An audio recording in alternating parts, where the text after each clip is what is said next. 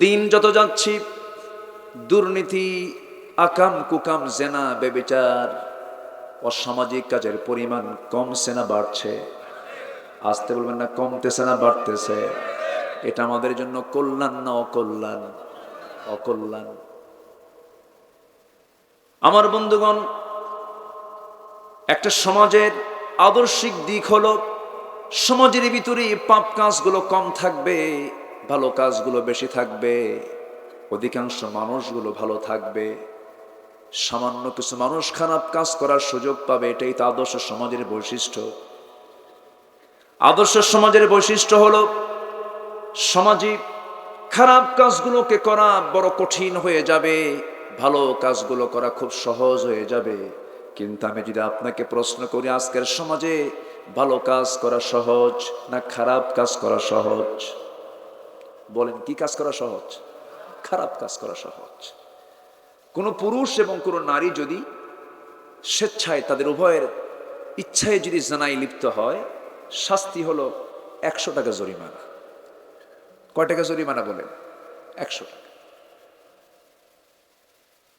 অথচ ইসলাম বলছে, যদি কোনো পুরুষ এবং নারী যদি পরপুরুষ পর নারী যদি হয়, বিবাহিত যদি হয়, জেনার কাজে যদি লিপ্ত হয়ে যায়, 3টা শাস্তি ইসলাম বড় মারাত্মক, 3টা অপরাধের শাস্তি, মারাত্মক শাস্তি দিয়েছে।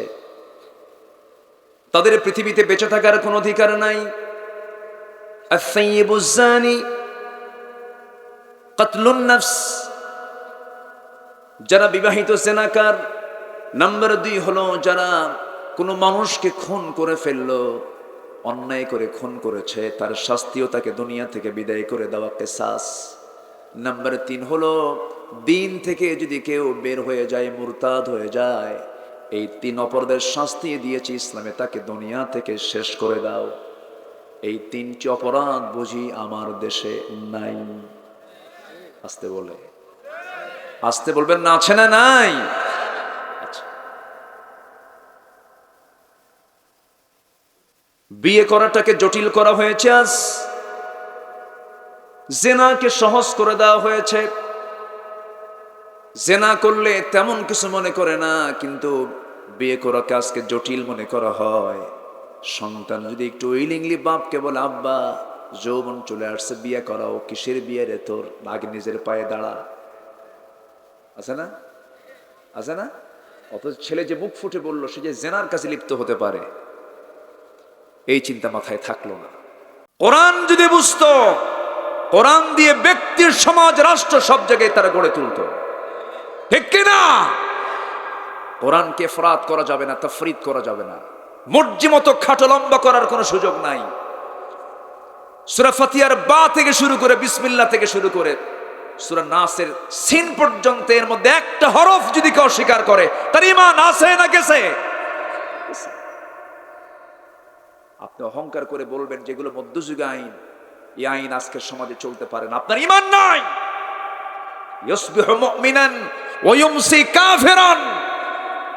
আখিরি জামানে এমন একটা সময় আসবে, সকালে ঈমানদার, বিকালে কাফের। আছে না নাই? আমি আল্লাহর কসম, আমি কোনো দলীয় এজেন্ডা নিয়ে আমি এখানে আসিনি। আমি এসেছি কোরআনকে সামনে রেখে কিছু কথা বলতে। কিন্তু কোরআন কিন্তু চোরের পক্ষে কথা বলে না। আল্লাহ বলছেন, বান্দা, আমার পছন্দের বান্দাগুলোর জন্য আমি আকাশের দরজা খুলবো, কিন্তু কোন বান্দার জন্য দরজা খুলবো না শোন, ওই আমল করবি না তোরা। কোন কোন বান্দার জন্য আমি আকাশের দরজা খুলবো না তোরা শুনে রাখ বান্দা।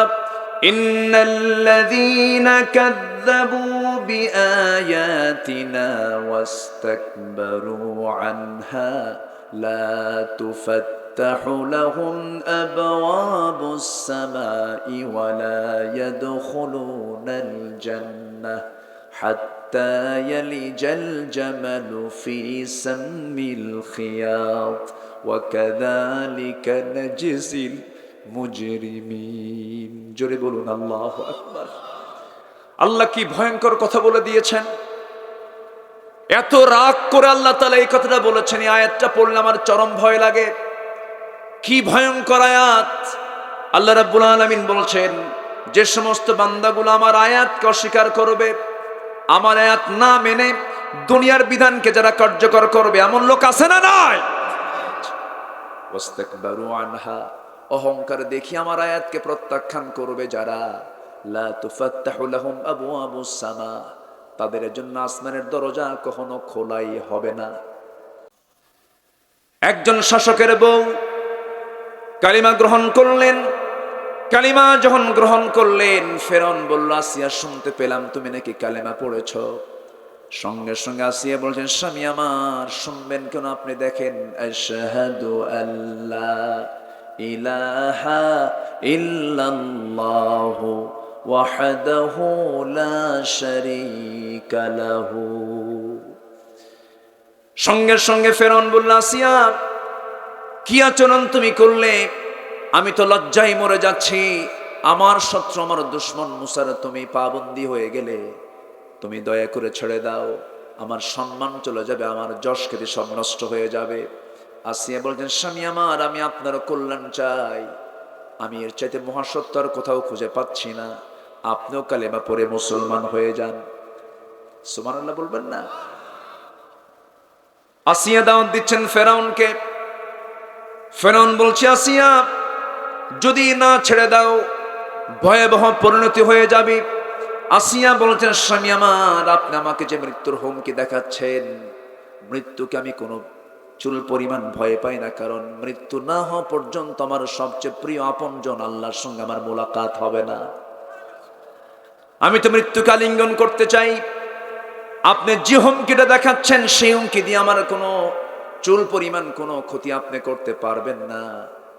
ফেরাউন সঙ্গে সঙ্গে তার দাসীকে ধরে ফেললো, দাসীকে তার সামনে নিয়ে আসলো। দাসীকে নিয়ে এসে হাতের মধ্যে পেরেক ঢুকালো, পায়ের মধ্যে পেরেক ঢুকালো, চার হাত পা চারদিকে টান টান করে বেঁধে দিয়া অঙ্গহানি করে একটা একটা করে অঙ্গ কেটে কেটে দাসীকে দুনিয়া থেকে বিদায় করলো। এবার বলছে, আসিয়া, এই রিমান্ড তো দেখতে পেলে, এর চেয়ে ভয়ঙ্কর রিমান্ডে নিয়ে তোমাকে আমি টুকরো টুকরো করে দুনিয়া থেকে বিদায় করে দেব। আসিয়া বলছেন, স্বামী আমার, আমার প্রতি অত্যাচার যত বাড়বে আমার ঈমান তত মজবুত হয়ে যাবে, আমার তত ঈমান মজবুত হয়ে যাবে। কিন্তু আজকের যুগের মুসলমান একটু টাইট কোনো পরিবেশ আসলে পরে, প্রতিকূল পরিবেশ আসলে বলে, ভাই আমি তো তোমার দলই আছি। আসতে বলবেন না, আছে না নাই? আসতে বলবেন না, আছে না নাই?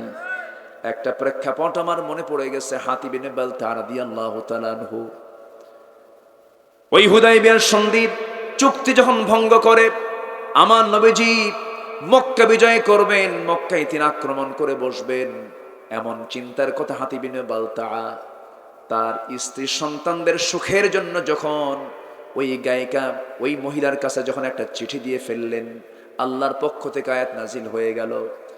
আমার নবীজি সাহাবে কেরামকে পাঠায়া দিলেন, ওই মহিলাকে ধরে সেই চিঠি উদ্ধার করা হলো। রাসূল বললেন, হাতিব তুমি কেমনটা করেছো? হ্যাঁ করেছি। কেন? আমার সন্তানগুলো, আমার স্ত্রীগুলো মক্কায় রয়ে গেছে, আমি জানি আপনার বিজয় হয়ে যাবে, কিন্তু আমি আমার সন্তানদের সুখের জন্য, তাদের কিছু দুনিয়ার কিছু কল্যাণের জন্য আমি এমন একটা কাজ করে ফেলেছি। আল্লাহর সঙ্গে সঙ্গে আয়াত নাযিল করে বললেন, লাইয়ান লা তানফাআকুম আরহামুকুম ওয়ালা আওলাদুকুম ইয়াওমাল কিয়ামাহ ইয়াফসিলু বাইনাকুম ওয়াল্লাহু বিমা তা'মালুনা বাসীর। জোরে বলুন আল্লাহু আকবার। সূরাতুল মুমতাহিনা আয়াত নাম্বার 4।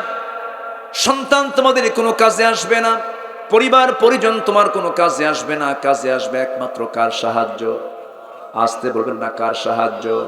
আজকে আমরা সন্তানদের সুখের জন্য, পরিবারের সুখের জন্য রাতকে দিন করছি, কোটি কোটি টাকা সম্পদ হয়তো কামাই করলাম। আপনি যদি হারাম উপায়ে কামাই করেন, সন্তানের উপকার হবে, আপনার কোনো উপকার হবে না। কি লাভ হবে রে ভাই? আপনি করলেন হারাম কামে, আপনাকে জাহান্নাম যেতে হবে, ভোগ করবে সন্তান। এই জন্য সন্তানদের উপকার করতে গিয়ে নিজের কোনো ক্ষতি করা যাবে না, পরিবারের কল্যাণ করতে গিয়ে নিজের ঈমানকে বিক্রি করে দিয়ে কোনো কাজ করা যাবে না। আল্লাহ তাআলা এটাই যুগ যুগ ধরে কিয়ামত পর্যন্ত মানুষ যেন বুঝতে পারে, আল্লাহ তাআলা এই প্রেক্ষাপটটা আল্লাহ তাআলা এই জন্য নিয়ে আসছেন। আল্লাহ রাব্বুল আলামিন এই সূরা মুমতাহিনার শুরুতে বলছেন, ইয়া আইয়ুহাল্লাযীনা আমানু লা তাত্তাখিযু আদুওয়ি ওয়া আদুওয়াকুম আউলিয়াআ তুলকুনা ইলাইহিম বিল মাওয়াদ্দাতি ওয়া ক্বাদ কাফারু বিমা জাআকুম মিনাল হক يخرجون الرسول وإياكم أن تؤمنوا بالله ربكم إن كنتم خرجتم جهادا في سبيلي وابتغاء مرضاتي تسرون إليهم بالمودة وأنا أعلم بما أخفيتم وما أعلنتم ومن يفعله منكم فقد ضل سواء السبيل جربون الله أكبر কিন্তু হাতিব বিন বালতা বদরে যুদ্ধে অংশগ্রহণ করেছেন। আল্লাহু আকবার। রাসূল বললেন, শোনো হাতিব, তুমি বদরে অংশগ্রহণ করেছো, বুঝেছি তোমার বিষয়টা, তবে এই কাজটা অত্যন্ত নিকৃষ্ট পথ, এই কাজ করা যাবে না। আমার বন্ধুগণ, মুসলমানদের যারা দুশমন, তাদের সঙ্গে মুসলমান কখনো সম্পর্ক গড়তে পারে? আসতে বলবেন না, পারে। আসিয়া আলাইহিস সালাতু ওয়াস সালামের কথা বলছিলাম, মনে আছে না আপনাদের? আল্লাহু আকবার।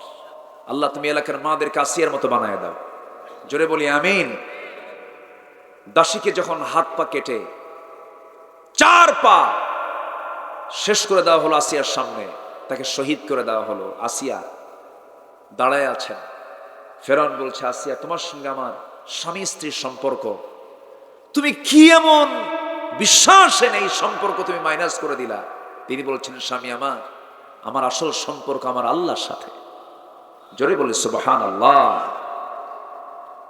আসিয়া আলাইহিস সালাতু ওয়াস সালাম যখন তার চূড়ান্ত কথা বলে ফেললেন, ফেরাউন জল্লাদকে হাজির করলো।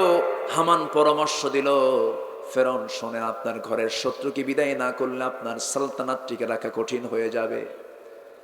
শেষ পর্যন্ত ফেরাউন ওই পথটাই বেছে নিল যে পথটা স্বৈরাচারের পথ, জুলুমের পথ, খুনের পথটাই বেছে নিল। যারা খুন করে যারা ক্ষমতায় পাকাপোক্ত থাকে, তারাই হলো ফেরাউনদের নাতিপুতি। আসতে কবেন না, জোরে বলেন ঠিক কিনা? খুন করে পৃথিবীতে, খুন করে মানুষ হত্যা করে স্বৈরাচারী কায়দায় ক্ষমতায় পাকাপোক্ত করতে চেয়েছিল ফেরাউন, ঠিক কিনা?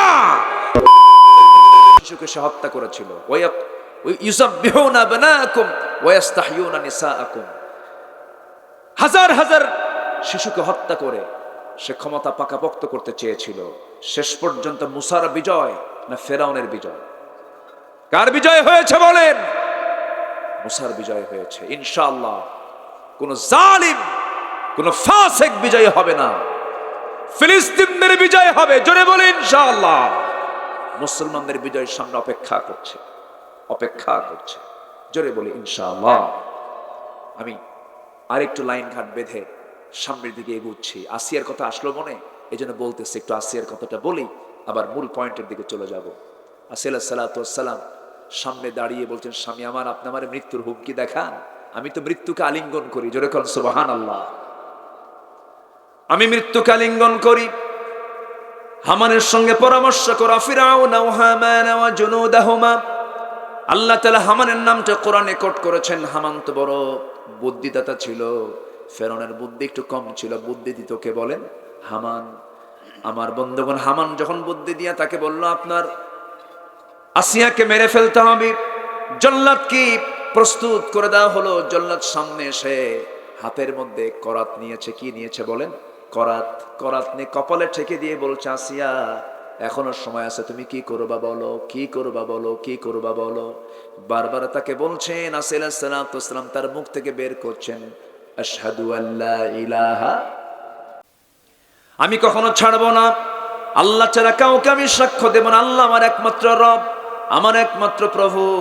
যখন কপালে ঠেকে দিয়ে যখন করাত যখন চালু করে দিয়েছে, আসিয়ার মুখ থেকে দোয়াও চালু হয়ে গেছে। আসিয়ার মুখ থেকে দোয়া চালু হয়ে গেছে। আল্লাহ রাব্বুল আলামিন সূরা তাহরিমের ভিতরে বলছেন, রব্বি বিনিলি ইনদাকা বাইতান ফিল জান্নাহ ওয়া নাজ্জিনি মিন ফিরআউনা ওয়া আমালিহি। আল্লাহ, আমি মনে হয় চলে যাচ্ছি তোমার কাছে, তবে তোমার কাছে আমার প্রার্থনা, ও আল্লাহ তুমি আমার জন্য লি বাইতান ফিল জান্নাহ, আমার জন্য রব্বি বিনিলি ইনদাকা, আমার জন্য ইনদাকা তোমার কাছে। আমার এই যে ওস্তাদ আমার পাশে বসে আছেন, শায়েখ বসে আছেন, আমি এখন এখানে উনি বসে আছেন, আমি বলবো ইনদি, আমার কাছে, তোমার কাছে ইনদাকা। নিকটবর্তীকে বোঝানো হয় ইনদুন দিয়ে। আল্লাহকে আসিয়া এত কাছে টেনেছেন, কি সুন্দর কথা, কি সুন্দর দোয়া তিনি করছেন। তিনি বলছেন আল্লাহ তোমার কাছে আমার প্রার্থনা, তুমি আমার জন্য একটা ঘর বানাবা, কিন্তু সেই ঘরটা হওয়া চাই তোমার কাছে ইনদাকা বাইতান, একটা ঘর, বুয়ুতুনের বহু বচন, একটা ঘর তুমি আমাকে দিবা, কিন্তু সেই ঘরটা হওয়া চাই তোমার ঘরের সাথে। আল্লাহু আকবার বলো। আল্লাহকে দূরে রাখা যাবে? কাছে নিতে হবে। জামিউল কালাম, এত মজবুত দোয়া, খুব কম দোয়া আছে কোরআনে। এত সুন্দর দোয়া আলাইহিস সালাতু ওয়াস সালাম করেছেন, আল্লাহ তাআলা তার দোয়াটা কোরআনে কোট করে নিয়েছেন। এটা আসিয়ার দোয়া। কার দোয়া বলেন? আসিয়ার দোয়া। ওয়া আমালিহি, ওয়া আল্লাহ ফিরআউনের অসৎকর্ম থেকে তুমি আল্লাহ আমাকে হেফাজত করো। আসিয়া আলাইহিস সালাতু ওয়াস সালামের কপাল থেকে টপ টপ করে রক্ত পড়তেছিল, রক্তের ফোঁটাগুলো পড়ে আসিয়ার মুখ থেকে আল্লাহর নামগুলো বের হতে থাকে। জিকির করতে করতে আল্লাহর নাম নিতে নিতে দুনিয়া থেকে বিদায় নিলেন, ঈমান হারা হয়ে, না ঈমান নিয়া। বলেন কি নিয়া? বলেন ঈমান নিয়া। আমরা মরতে চাই কি নিয়া? বলেন ঈমান নিয়া আমরা মরতে চাই। ঈমান হারা মরলে তো সব চলে যাবে, সব নিষ্ফল হয়ে যাবে। ঈমান নিয়ে মরতে হবে। আমার বন্ধু, ঈমানটা খুব যত্ন করে রাখতে হবে। ঈমানের কোনো ক্যান্সার নিয়ে আসা যাবে না। দেহের যেমন ক্যান্সার আছে, ঈমানের তেমন ক্যান্সার আছে। ঈমানের ক্যান্সার হলো মুনাফিকি, ঈমানের ক্যান্সার হলো শিরকি, ঈমানের ক্যান্সার হলো ফুসুকি। এই সমস্ত ক্যান্সারগুলো ঈমানের মধ্যে ঢুকানো যাবে না। ঈমানের ক্যান্সার হলো সুদের কারবার করা, ঈমানের ক্যান্সার হলো ঘুষের কারবার করা। এই সমস্ত কাজগুলো আমরা নিয়ে আসবো না। ঈমানটাকে আমরা রাখবো ভেজাল না ফ্রেশ। আসতে কবেন না ভেজাল না ফ্রেশ। ফ্রেশ ঈমানটা রাখতে হবে। আল্লাহ রাব্বুল আলামিন এই ব্যাপারে বলছেন, ওয়াল্লাযীনা আমানু ওয়া লাম ইয়ালবিসু ঈমানাহুম বিযুলমিন উলাইকা লাহুমুল আমনু ওয়া হুম মুহতাদুন। ঈমান যারা আনবে, যারা ঈমানকে জুলুম দিয়ে যারা আবরণ করবে না, আল্লাহু আকবার বলেন, এরাই হলো সেফটি, এরাই হলো হেদায়েত প্রাপ্ত, এরাই হলো আমার পছন্দের গোলাম। এই জন্য আমার বন্ধুগণ, ঈমানকে আমরা ফ্রেশ করব। ইব্রাহিম আলাইহিস সালাতু ওয়াস সালামের বাপ ছিল মুশরিক, মুশরিকের ছেলে হলো আল্লাহর নবী। জোরে কোন আল্লাহু আকবার। আর আমরা কার সন্তান? বলেন বলেন আমরা কার সন্তান? ইব্রাহিমের সন্তান। বলেন কার সন্তান আমরা? বলেন ইব্রাহিম কার সন্তান? এই আল্লাহ নিয়ে আসলো কি আবার এখানে? ইব্রাহিম কার সন্তান? আজর। হ্যাঁ, আজর কি ছিল? মুশরিক। মুশরিকের ছেলে ইব্রাহিম আল্লাহর পয়গম্বর, আর ইব্রাহিমের ছেলে আমরা। আজকে কি করছি বলেন? একটা মুশরিকের ঘরে জন্ম নিয়ে ইব্রাহিম আলাইহিস সালাম মূর্তিগুলোকে ভেঙে চুরমার করে দিলেন, শিরককে বিদায় করলেন।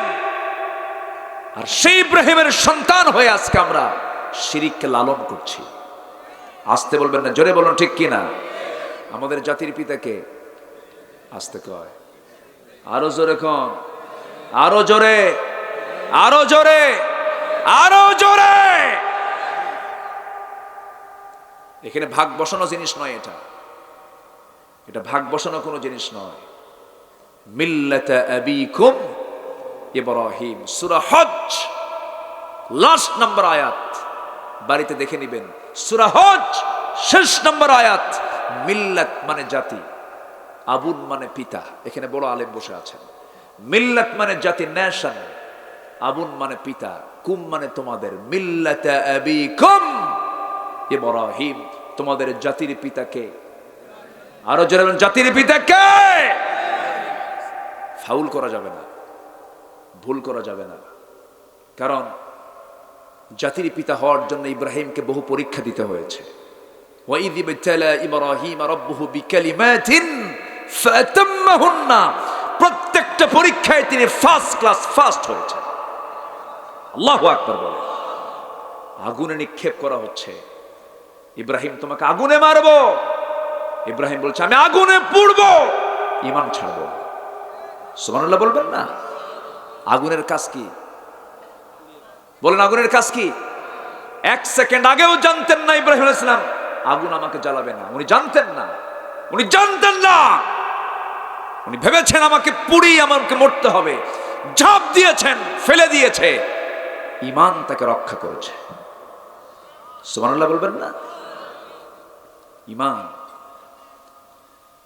आज़वी हो जो इब्राहिम का ईमान पैदा, आग कर सकती है एक अंदज गुलिस्ता पैदा।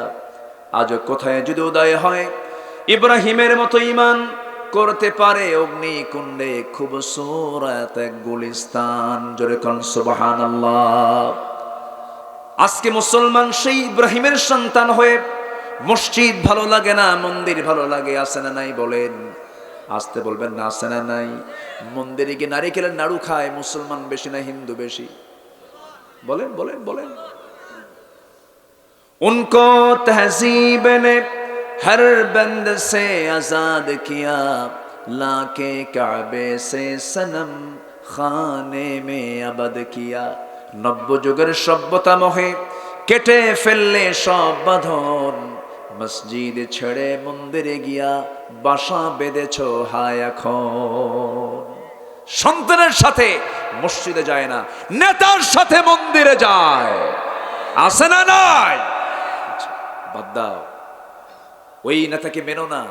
ইয়াউমা নাদউ কুল্লা উনাসিম বিইমামিহিম, সেই নেতাকে মেনো না যে নেতাকে মানলে তোমাকে জাহান্নাম যেতে হবে। কারণ সেদিন নেতা সহ কর্মী সব এক জায়গায় করে ডাকবেন কে? আসতে বলবেন না, তিনি কে? আল্লাহ তাআলা। দুনিয়া যার সঙ্গে যার সম্পর্ক হবে, আখিরাতে তার সঙ্গে তার কি হবে? হাসর হয়ে যাবে। এই জন্য বন্ধু নির্বাচনে ভুল করা যাবে, দল নির্বাচনও ভুল করা যাবে। কথা ক্লিয়ার? কথা কি বোঝা যায়? আমি আর কিভাবে বুঝাবো ভাই, একটু বুঝে নেন। জোরে বলি ইনশাআল্লাহ, আর জোরে বলি ইনশাআল্লাহ। এখন আল্লাহ তাআলা বলতেছেন ইল্লা, তবে হ্যাঁ, মুনাফিকদেরকে আমি জাহান্নামের তলদেশে দেব, তবে ইল্লা, তারা ছাড়া, তারা ব্যতীত। কারা? যাদের মধ্যে 5টা দিক পাওয়া যাবে। শুনবেন না? আরো 2 ঘন্টা? কোন আপত্তি? কি করবে বলেন? ফজর পড়বে তো? হ্যাঁ, ফজর পড়ে বাড়ি যাবেন? আচ্ছা, ফজর পরে আপনারা যান, খিচুড়ি তাবরক সবই আছে, আমি যাই। খুব সুন্দর আপনারা বলি আলহামদুলিল্লাহ। আমি প্রথমে হতাশ হয়েছিলাম লোকজন কই, কিন্তু আপনারা যেরকম যে চালাক মানুষ তা তো বুঝি নাই। এখন মাঠে কানায় কানায় ভরা, বলি আলহামদুলিল্লাহ, জোরে বলি আলহামদুলিল্লাহ। ইল্লা, তারা ছাড়া যাদের মধ্যে 5টা দিক খুঁজে পাওয়া যাবে, 5টা গুণ যাদের মধ্যে খুঁজে পাওয়া যাবে, আমি আল্লাহ তাদেরকে কি করব? ইউতিল্লাহুল মুমিনিনা আজরান আযীমা, আমি তাদেরকে সম্মানজনক সীমাহীন পুরস্কার দেব। জোরে বলি সুবহানাল্লাহ। 5টা কাজ। 1 নম্বর হলো তওবা করা। কি করা বলেন? তওবা। ভুল আছে না আমাদের? আসতে কয়, একটু জবাব দিতে হবে ভাই, একটু দয়া করে জবাব দেন। ভুল আছে না? আচ্ছা, বইয়ের মধ্যে কিছু ভুল আছে ছোট, আর কিছু ভুল আছে বড়। আমি যদি চেয়ারম্যান সাহেবকে এখন ধরেন একটা থাপ্পড় মারি, আমার কি ফাঁসি দেবে কেউ? আস্তে কর, ফাঁসি দেবে? আর যদি গুলি করি, শাস্তি কি একরকম হবে? হবে না। তাহলে থাপ্পড় দেওয়া একটা ভুল, গুলি করাও কি ভুল? ছোট ভুল আর বড় ভুল। তো গুনার মধ্যেও কিছু গুনাহ আছে, কিছু গুনাহ আছে সিম্পল গুনাহ, আর কিছু গুনাহ আছে জটিল গুনাহ। কিছু গুনাহ আছে কি জটিল গুনাহ। আল্লাহ তাআলা বলছেন, বান্দা আমি তোমার তো রহমান, কিছু গুনাহ আছে, ওই গুনাহগুলো যদি তুমি ছেড়ে দাও, ছোট ছোট গুনার দিকে আমি আল্লাহ তাকাবই না। আল্লাহু আকবার। আবার দেখেন এই আয়াতগুলো দেখলে এত ভালো লাগে। তুমি যদি ওই বড় বড় গুনাহগুলো যদি ছেড়ে দাও, ছোট গুনাহ আমি আল্লাহ নেবই না মাথায়, তোকে মাফ করে দেবো যা। এরকম হয় না? দুনিয়া তো হয় না, বলেন তো? দুনিয়া তো কিন্তু হয়। একটু মনোযোগ দিয়ে শোনেন কথাগুলো। আল্লাহ রাব্বুল আলামিন বলেন, ইন তাজতানিবু কাবাইরা মা তুনহাউনা আনহু নুকাফির আনকুম সাইয়্যাতিকুম ওয়া নুদখিলকুম মুদখালান কারীমা। বান্দা, তুমি যদি বড় বড় কবিরা গুনাহগুলো ছেড়ে দাও, ছোট ছোট গুনাহগুলোকে আমি আল্লাহ সব মাফ করে দেব। কবিরা গুনাহগুলো ছেড়ে দাও বান্দা, ফরজ লঙ্ঘিত কোনো গুনাহ ছেড়ে দিও না।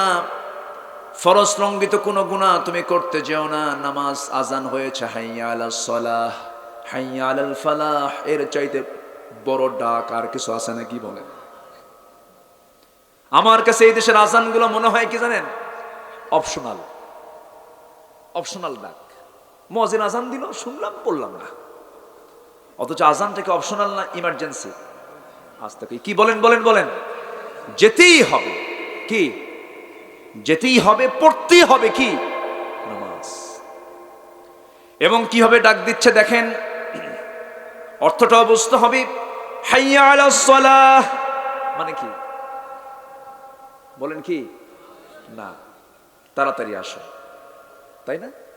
হাইয়া আলাস সালাহ, নামাজের দিকে আসো, নামাজের দিকে আসো, কল্যাণের দিকে আসো। কদ কামাতিস সালাহ, নামাজ দাঁড়াইছে, আসো। এরপরেও বান্দা আজান শুনে কয়, আজান শেষ, হ্যাঁ, মাথার কাপড় খোল। কি এই কাম কারা করে? এই কাম কারা করে?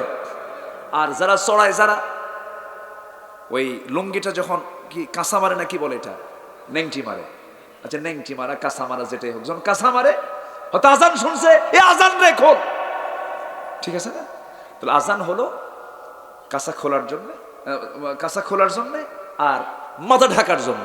আজান শেষ, মাথার চুলও বের হওয়া গেল, এদিকে সতরটাও বের হয়ে গেল। আজানের মূল ডাক কি জন্য? আজানের ডাকের উদ্দেশ্য কি? মাথায় কাপড় দেওয়ার জন্য না নামাজের জন্য? নামাজের জন্য। আমরা নামাজ পড়বো তো সবাই নাকি? নামাজ ছেড়ে দেওয়ার চেয়ে বড় কোন অপরাধ আছে বলেন তো? এক নম্বর অপরাধ বান্দার জীবনে জাহান্নামে যাওয়ার জন্য এক নম্বর অপরাধ হলো কি? ছেড়ে দেওয়া। মা সালাকাকুম ফি সাকার ক্বালু লাম নাকু মিনাল মুসাল্লিন। আচ্ছা, আমি যে আয়াতগুলো বলতেছি, বিরক্ত হচ্ছেন নাকি আপনারা? এত বড় আলিমের পাশে থেকে আয়াত ছাড়া আমি কথা বলবো কেমনে বলেন? শুধু উনি কেন, সব জায়গায়। একটা কথা মাথায় রাখবেন, এই দেশে কিছু আলোচক শ্রোতাগুলোকে নষ্ট করে ফেলছে। আলোচনায় বসে আপনি অর্থ বুঝেন আর না বুঝেন, হাতের কড়া গুনবেন যে আজকে হুজুর তার আলোচনার মধ্যে কয়টা আয়াত কইছে, কয়টা হাদিস বলেছে। যদি আয়াত হাদিস না খুঁজে পান, ভাববেন এটা বড় একটা কিয়ামতের আলামত, বিপদ। এটা আয়াত বলে না, আছে না? আসতে আসে না, আসে না, আসে না? আয়াত নাই, হাদিস নাই, কিচ্ছু নাই। কুড়িগ্রামে গেছে মাহফিলে বহুদিন আগে, আয়াত বলতেছে, ঘন ঘন এক মুরব্বী সামনে দাঁড়ায় বলে, হুজুর আপনি তো আরবি কোন কোন বাংলা কোন। ওয়াজ করাও তো কঠিন, ওয়াজ জটিল হয়ে গেছে। কিন্তু আমি আজকে খুব খুশি যে লোকজন আপনারা কষ্ট করে হলো বোঝেন না বোঝেন, বুঝতেছেন তো নাকি? জি, বলি আলহামদুলিল্লাহ। যেহেতু আমার ভাইজান এলাকার উনি ইমাম, বোঝার তো কথা। ইমাম দেখলে তো মুসল্লির হালত কিছু বোঝা যায়। আলহামদুলিল্লাহ, আলহামদুলিল্লাহ, আলহামদুলিল্লাহ। আমি তো বুঝি নাই, আপনি একটু ধমক দিছেন, আমি আবার থামাই দিছি। আলহামদুলিল্লাহ, আল্লাহ কবুল করুন, জোরে বলি আল্লাহুম্মা আমিন। নন্দীগ্রাম আলেমদের একটা জনপদ, ওই নিমাই দিঘি থেকে শুরু করে নিয়ে নন্দীগ্রামে বড় বড় আলেম আছে যারা জাতীয় নেতৃত্ব দিচ্ছে। আলহামদুলিল্লাহ বলেন। আমার মনে হয় বগুড়া জেলার ভিতরে নন্দীগ্রামে আলেমের সংখ্যা অনেক বেশি, বলি আলহামদুলিল্লাহ। তবে এলাকায় সুটটুত নাই তো, ওটাও বেশি, কাম সারছে। এগুলো করা যাবে না, এগুলো ছেড়ে দেব, জোরে বলি ইনশাআল্লাহ। আমার চেয়ারম্যান সব খুব ভালো, আমি ওনাকে আরেকটা মাহফিলে পেয়েছিলাম। কোথায় যেন পাইছিলাম, বীরপল্লীতে পাইছিলাম। জি আলহামদুলিল্লাহ, খুব ভালো মানুষ, আলহামদুলিল্লাহ। আল্লাহ তুমি তাকে কবুল করো, জোরে বলি আমিন। দাড়িটা লম্বা করে দিবেন, দাড়ি ছেড়ে দিবেন ইনশাআল্লাহ।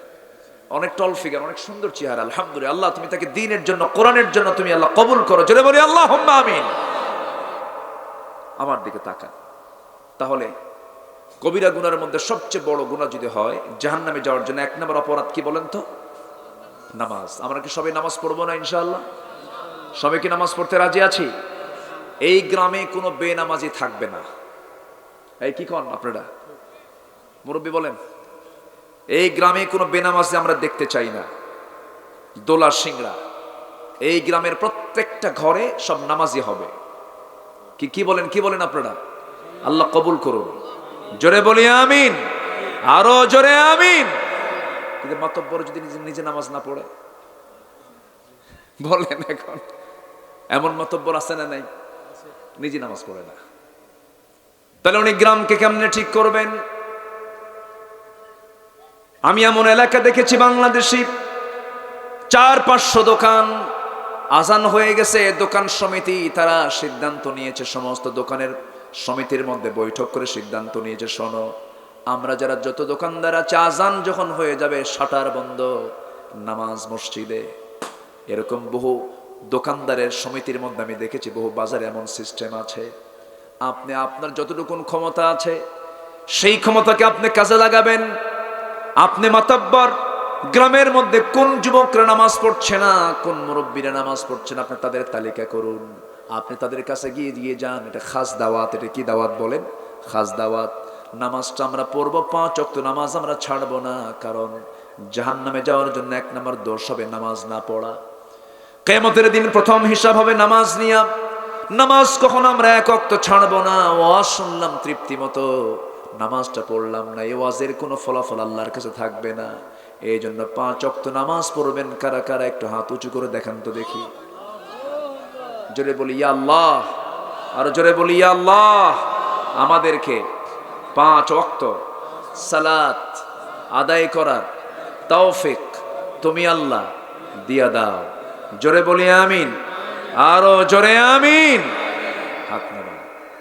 নামাজটা পড়তে হবে মনোযোগে, মনোযোগে বলেন, মনোযোগে। নামাজের মধ্যে দুনিয়ার কোনো খেয়াল করা যাবে না, মনোযোগ দিয়ে নামাজটা পড়তে হবে। বেখেয়ালে নামাজ পড়া যাবে না। নামাজের মধ্যে দুনিয়ার কথা মনে হতে পারে, কিন্তু নামাজের মধ্যে নামাজ পড়তে নিয়ে আপনি পুরোটাই নামাজে আপনি অমনোযোগী থাকলেন তা হবে না। নামাজের মধ্যে আল্লাহর সামনে ধ্যান জ্ঞান করতে হবে, আল্লাহর সঙ্গে কথা বলতে হবে। একজন সাহাবীর কথা মনে হলো, সাইয়েদনা আব্বাদ জাতুর রিকায়, আমার নবী রাত্রেবেলা আরাম নিচ্ছিলেন যুদ্ধের ময়দান। রাসূল বলেন, আম্মার এবং আব্বাদ তোমরা সীমান্ত পাহারা দাও, শত্রু গতিবিধি তোমরা লক্ষ্য করো। সাইয়েদনা আব্বাদ আম্মার, এই 2 জন সাহাবীর মধ্যে আম্মার বলছেন, ভাই আমার তো ঘুম চলে আসছে, আমি একটু ঘুমাই, তুমি একটু পাহারা দাও। আব্বাদ রাদিয়াল্লাহু তাআলা আনহু তীর ধনুক হাতের মধ্যে নিয়ে তিনি দাঁড়ায় আছেন। ভাবলেন শেষ রাত, লোভনীয় সময়, তাহাজ্জুদের সময় নামাজটা না পড়ে খামাখা দাঁড়ায় থেকে লাভকে, শত্রু দেখি না। ওযু বানালেন, নামাজে দাঁড়ায় গেলেন। প্রথম রাকাত পড়তে নিয়ে লক্ষ্য করে দেখেন শত্রু তাকে লক্ষ্য করে একটা তীর মেরে দিয়েছে, ডান পায়ে লেগেছে। নামাজ ছাড়তেছেন না। ওই অবস্থায় প্রথম রাকাত নামাজটা পড়লেন, দ্বিতীয় রাকাত আবার দাঁড়িয়ে গেলেন। বাম পায়ে আরেকটা তীর এসে লক্ষ্য করে তার বাম পায়ে তীরটা বিদ্ধ হলো, নামাজ ছাড়তেছেন না। ঘুমন্ত সাহাবী আম্মার ঘুম থেকে জাগা পেয়ে বলছেন, আব্বা তুমি কি করো, শত্রু তোমাকে অ্যাটাক করে ফেলেছে, তবুও তিনি নামাজ ছাড়তেছেন না। ওই অবস্থায় তিনি রুকু করলেন, সেজদা দিলেন, সালাম ফেরার পরে বলছেন, ভাই আম্মার আমিও তো লক্ষ্য করেছি শত্রু আমাকে অ্যাটাক করে ফেলেছে, 2টা তীর 2টা পায়ে লেগেছে, কিন্তু আমার ভাই আম্মার নামাজের মধ্যে আমি এমন মজা পাচ্ছিলাম যেন আমার আল্লাহ আমার সঙ্গে কথা বলতেছেন, জোরে বলি সুবহানাল্লাহ। নামাজের মধ্যে আমি যে মজাটা পাচ্ছিলাম, সেই সময় মনে হচ্ছিল আমার ভাই আম্মার, ওই সময়টা যদি আমার 2টা তীরে 2টা পায়ে লেগেছে, আর একটা তীর যদি আমার এসে বুকেও লেগে যেত, আমার বুকটা ছেদ হয়ে গেল, আমি মজা পেতাম, কিন্তু আমি আমার আল্লাহর সঙ্গে নামাজ ছাড়া বাদ দিতাম না, জোরে কোন সুবহানাল্লাহ। আল্লাহর সঙ্গে মহব্বত বাদ দিতাম না, নামাজটা আমি বাদ দিতাম না। এই নামাজের মধ্যে মোহাব্বত, এই নামাজের মধ্যে তৃপ্তি, তৃপ্তি বোধটা থাকতে হবে। আমি গত রমজানে ওমরায় গিয়ে মদিনা মুনাওয়ারায় নবীর কবরের পাশে, আমার নবীর মাকবারা থেকে মাত্র ধরেন 20 থেকে 25 গজ দূরে হবে, কিয়ামুল লাইল তারাবির শেষে রাত 1টার দিকে কিয়ামুল লাইল শুরু হয়ে যায়। নামাজ পড়াচ্ছেন বয়স্ক মানুষ, 80 থেকে 85 বছর বয়সের একজন বুড়া মানুষ নামাজ পড়াচ্ছিলেন। 2 রাকাত কিয়ামুল লাইল নফল নামাজ তিনি পড়ালেন। সময় লেগেছে 35 থেকে 40 মিনিট। কয় রাকাত নামাজ? 2 রাকাত নামাজ। ওখানকার যারা মুসল্লি ম্যাক্সিমাম তারা আরবি বুঝে, নামাজের মধ্যে তেলাওয়াত হতেছে, কিছু কিছু মুসল্লির মধ্যে থেকে কান্নার আওয়াজ শোনা যায়, মুহাব্বতের আওয়াজ শোনা যায়। নামাজের মধ্যে যদি আপনি মজা না পান, কখনোই নামাজ পড়ে আমি তৃপ্তি পাবো না। নামাজের মধ্যে বুঝ থাকতে হবে, মজা পেতে হবে। আল্লাহ রাসূল বলেছেন, যখন তুমি নামাজে দাঁড়াবে ভাবতে হবে তোমাকে অবশ্যই তোমার সামনে কে দাঁড়ায় আছেন। আল্লাহ আছেন কান্নাকা তারাহু ওয়া ইল্লাম তাকুন তারা ফাইন্নাহু ইয়ারাক। তুমি যদি আল্লাহকে না দেখতে পাও, না তোমাকে অবশ্যই দেখছেন, এমন করে তোমাকে নামাজটা পড়তে হবে। আমার বন্ধুগণ, নামাজ ছেড়ে দেওয়ার সবচেয়ে বড় গুনার মধ্যে একটা, বড় বড় গুনাহগুলো আমরা ছেড়ে দেব, বড় বড় পাপগুলো আমরা যদি ছেড়ে দিতে পারি, আল্লাহ বলছেন ইল্লাল্লাযীনা তাবু ওয়া আসলাহু واعتصموا بالله وأخلصوا دينهم لله فأولئك مع المؤمنين। জোরে বলুন আল্লাহু আকবার। 1 নম্বর হলো যারা তওবা করবে, তোমার ফিরে আসা।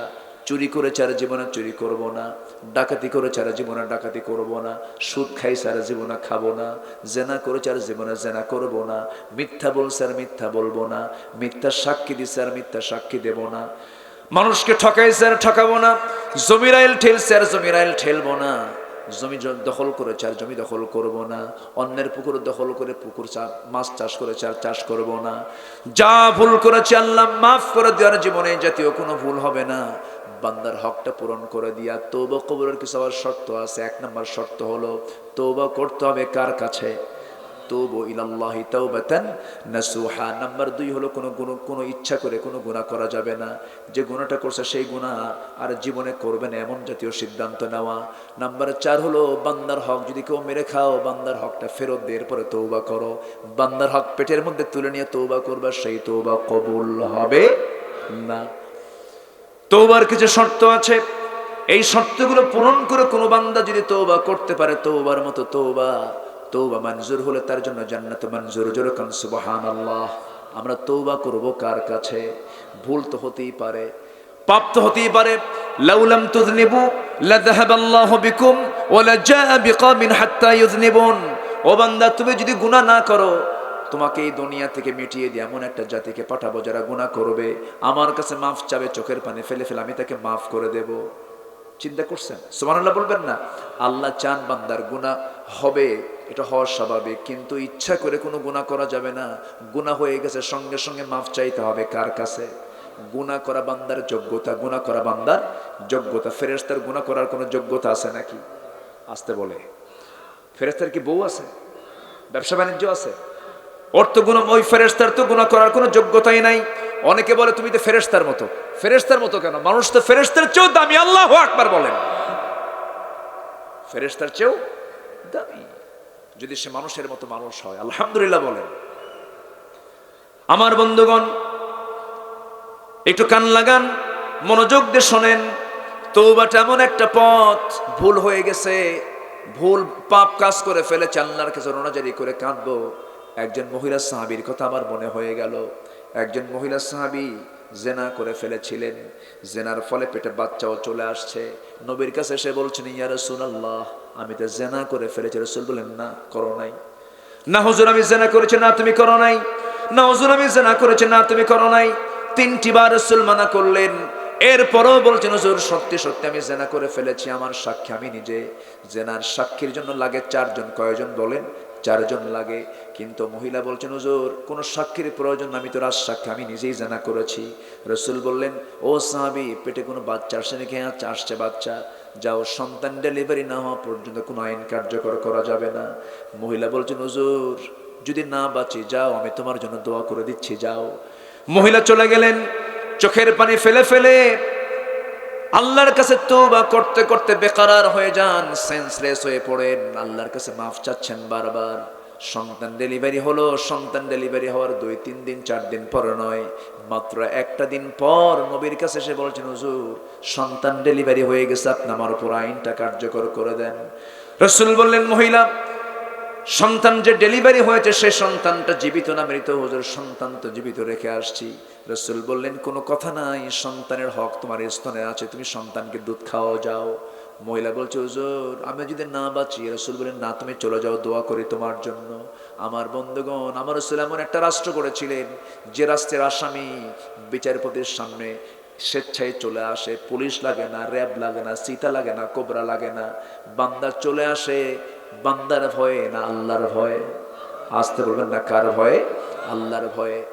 প্রশাসন আসামি ধরার জন্য দৌড় মারা লাগে না, লুকায় থাকে না, আসামি নিজেই হাজির হয়ে যায়। কার ভয়ে? আল্লাহর ভয়ে।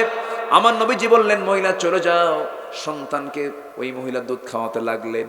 6 মাসের মাথায় সন্তান টোটালি বন্ধ করে দিলেন, দুধটা বন্ধ করলেন। অন্য খাবারের প্র্যাকটিস গড়ে তুলে সন্তানকে কোলের মধ্যে করে নিয়ে তৃতীয়বারের মতো নবীর সামনে এসে বলছেন, হুজুর এই যে সন্তান দুধ খাওয়া ছেড়ে দিয়েছে, আপনি আমার উপর আইনটা কার্যকর করবেন, আমাকে ফেরত দিবেন না, তৃতীয়বারের মতো আসছি আপনার কাছে। রাসূল বললেন, সন্তানটা আমার হাতে তুলে দাও। আমার নবী যে সন্তানকে হাতে তুলে নিয়ে বলছেন, ও সাহাবীরা শোনো, এই যে সন্তানটা আমার কোলে দেখছো, এই সন্তানের লালন পালনের দায়িত্ব যে বান্দা গ্রহণ করবে, ফাইয়া ফিল জান্নাতি কাহাতাইন, 2 নখের দূরত্ব অবস্থান করবো আমি তার সাথে জান্নাতের ভিতরে। সাহাবীদের মধ্যে একজন দৌড় মেরে এসে সন্তানকে কোলে করে নিয়ে চলে গেলেন। রাসূল বললেন, যাও মহিলাকে নিয়ে যাও, মরু প্রান্তরে বুক পর্যন্ত পুঁতে রেখে পাথর মেরে শেষ করে দাও।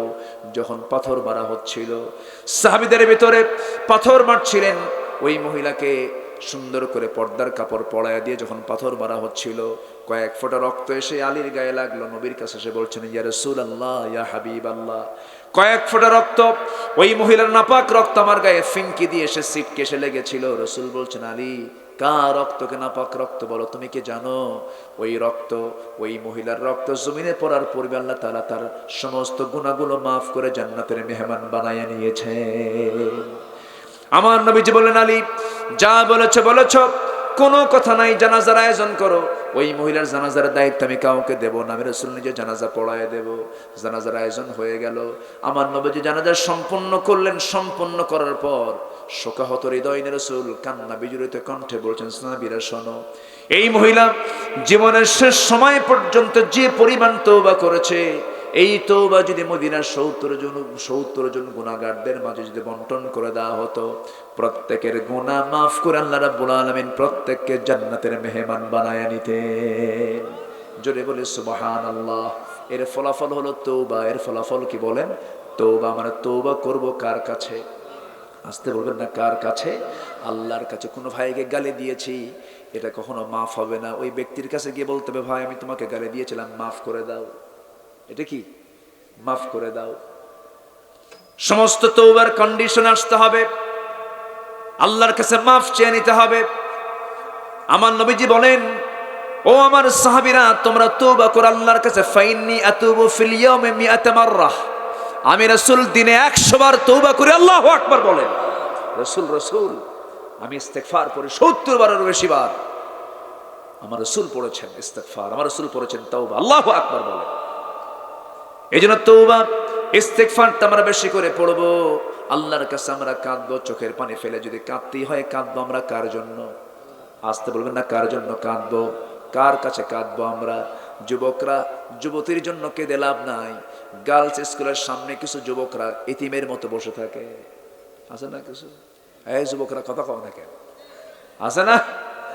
এতিমের মতো বসে থাকে, মনে হয় বাপও নাই মাও নাই, আছে না? আছে। মেয়েটা স্কুল থেকে বের হয়, গেট দিয়ে বের হয়, পিছনে পিছনে আবার যায়, পিছনে পিছনে যায় ছেলের। মেয়েটা কোনো কথা বলে না, পিছন থেকে বলে, একটা বারের জন্য একটু কথা বলো না। 3টা রাত যাবত ঘুম নাই। বলার লাভ, চুরি ফিতা বলার লাভ। আসতে কয় ঠিক কিনা? বাদ দাও। সম্পর্ক গড়তে হবে কার সাথে? আসতে বলবেন না, কার সাথে? বুক উঁচু করে সামনে দিয়ে হাঁটবা, পিছনের দরজা দিয়ে যাবা না। বিয়ে করার প্রয়োজন, সামনের দরজে যাবা, মুরব্বীকে বলবা, মেয়ের বাবার কাছে সংবাদ দিবা, বিয়ে করবে। কি চুরি করার দরকার আছে? চুরি করার দরকার আছে? কোন জেনার কাছে যাবা না। আল্লাহ তাআলা বলছেন, ও বান্দা, আমি তোকে আমার আরশ আজিমের ছায়া জায়গা দেব। সাবআতু ইযিল্লুহুমুল্লাহু ফি যিল্লিহি ইয়াউমুল লা যিল্লা ইল্লা যিল্লুহু, ইমামুন আদিল, রাজুলুন কলবুহু মুআল্লাকুন বিল মাসাজিদ, রাজুলুন ইযা দাআতহু ইমরাআতুন যাত হাসাবিন ওয়া জামালিন, ইন্নী আখাফুল্লাহ আখাফুল্লাহ আখাফুল্লাহ। আল্লাহু আকবার। কোন নারী তোমাকে প্রস্তাব দিয়েছে, তুমি বলে ফেলবে আমি কাকে ভয় করি? আল্লাহকে। আল্লাহ বলবেন, আমি তোকে আমার আরশ আজিমের ছায়া জায়গা দেব, যা। তার জন্য আকাশের দরজা খুলবেন কে? আসতে বলবেন না কে?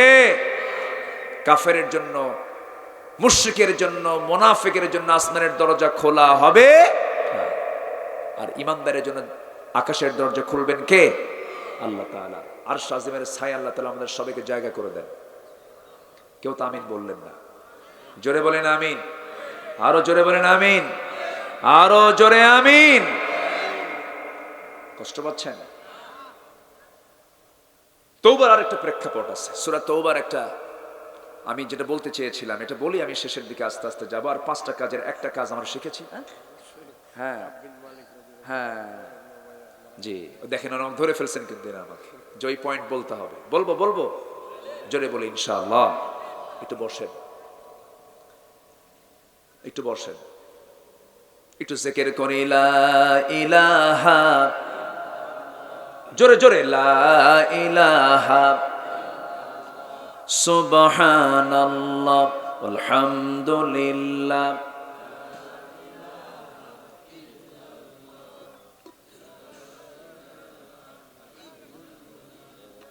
আরো জোরে লা ইলাহা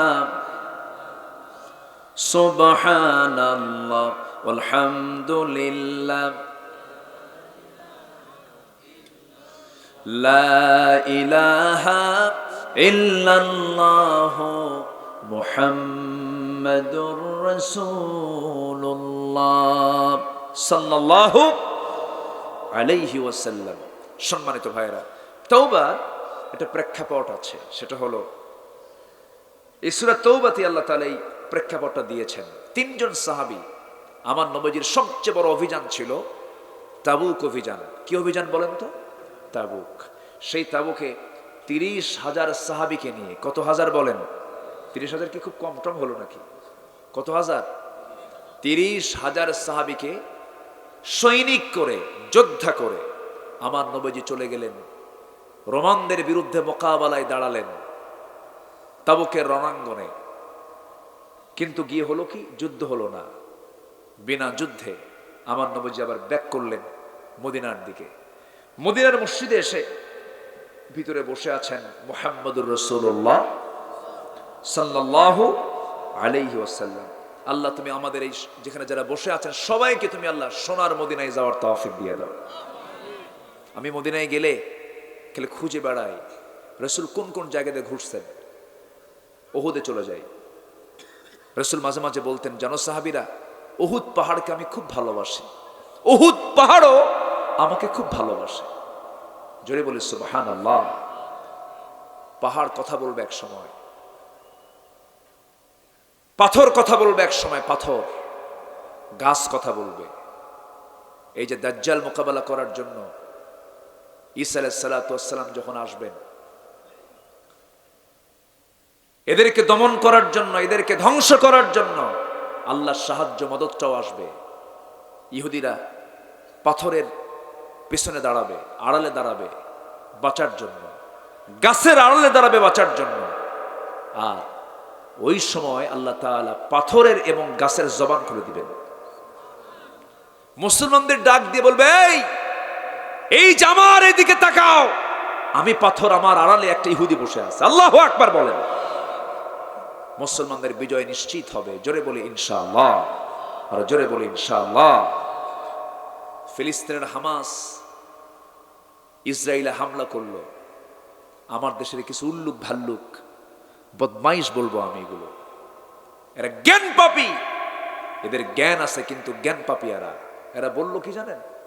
যে কি দরকার ছিল ইসরায়েলে হামলা করার, অথচ 70 বছর ধরে রুটিন ওয়ার্কের মতো সকাল বিকাল হামলা করছে ইসরায়েল ফিলিস্তিনকে, একটা ফতোয়া কেউ দেয় না, আছে না নাই?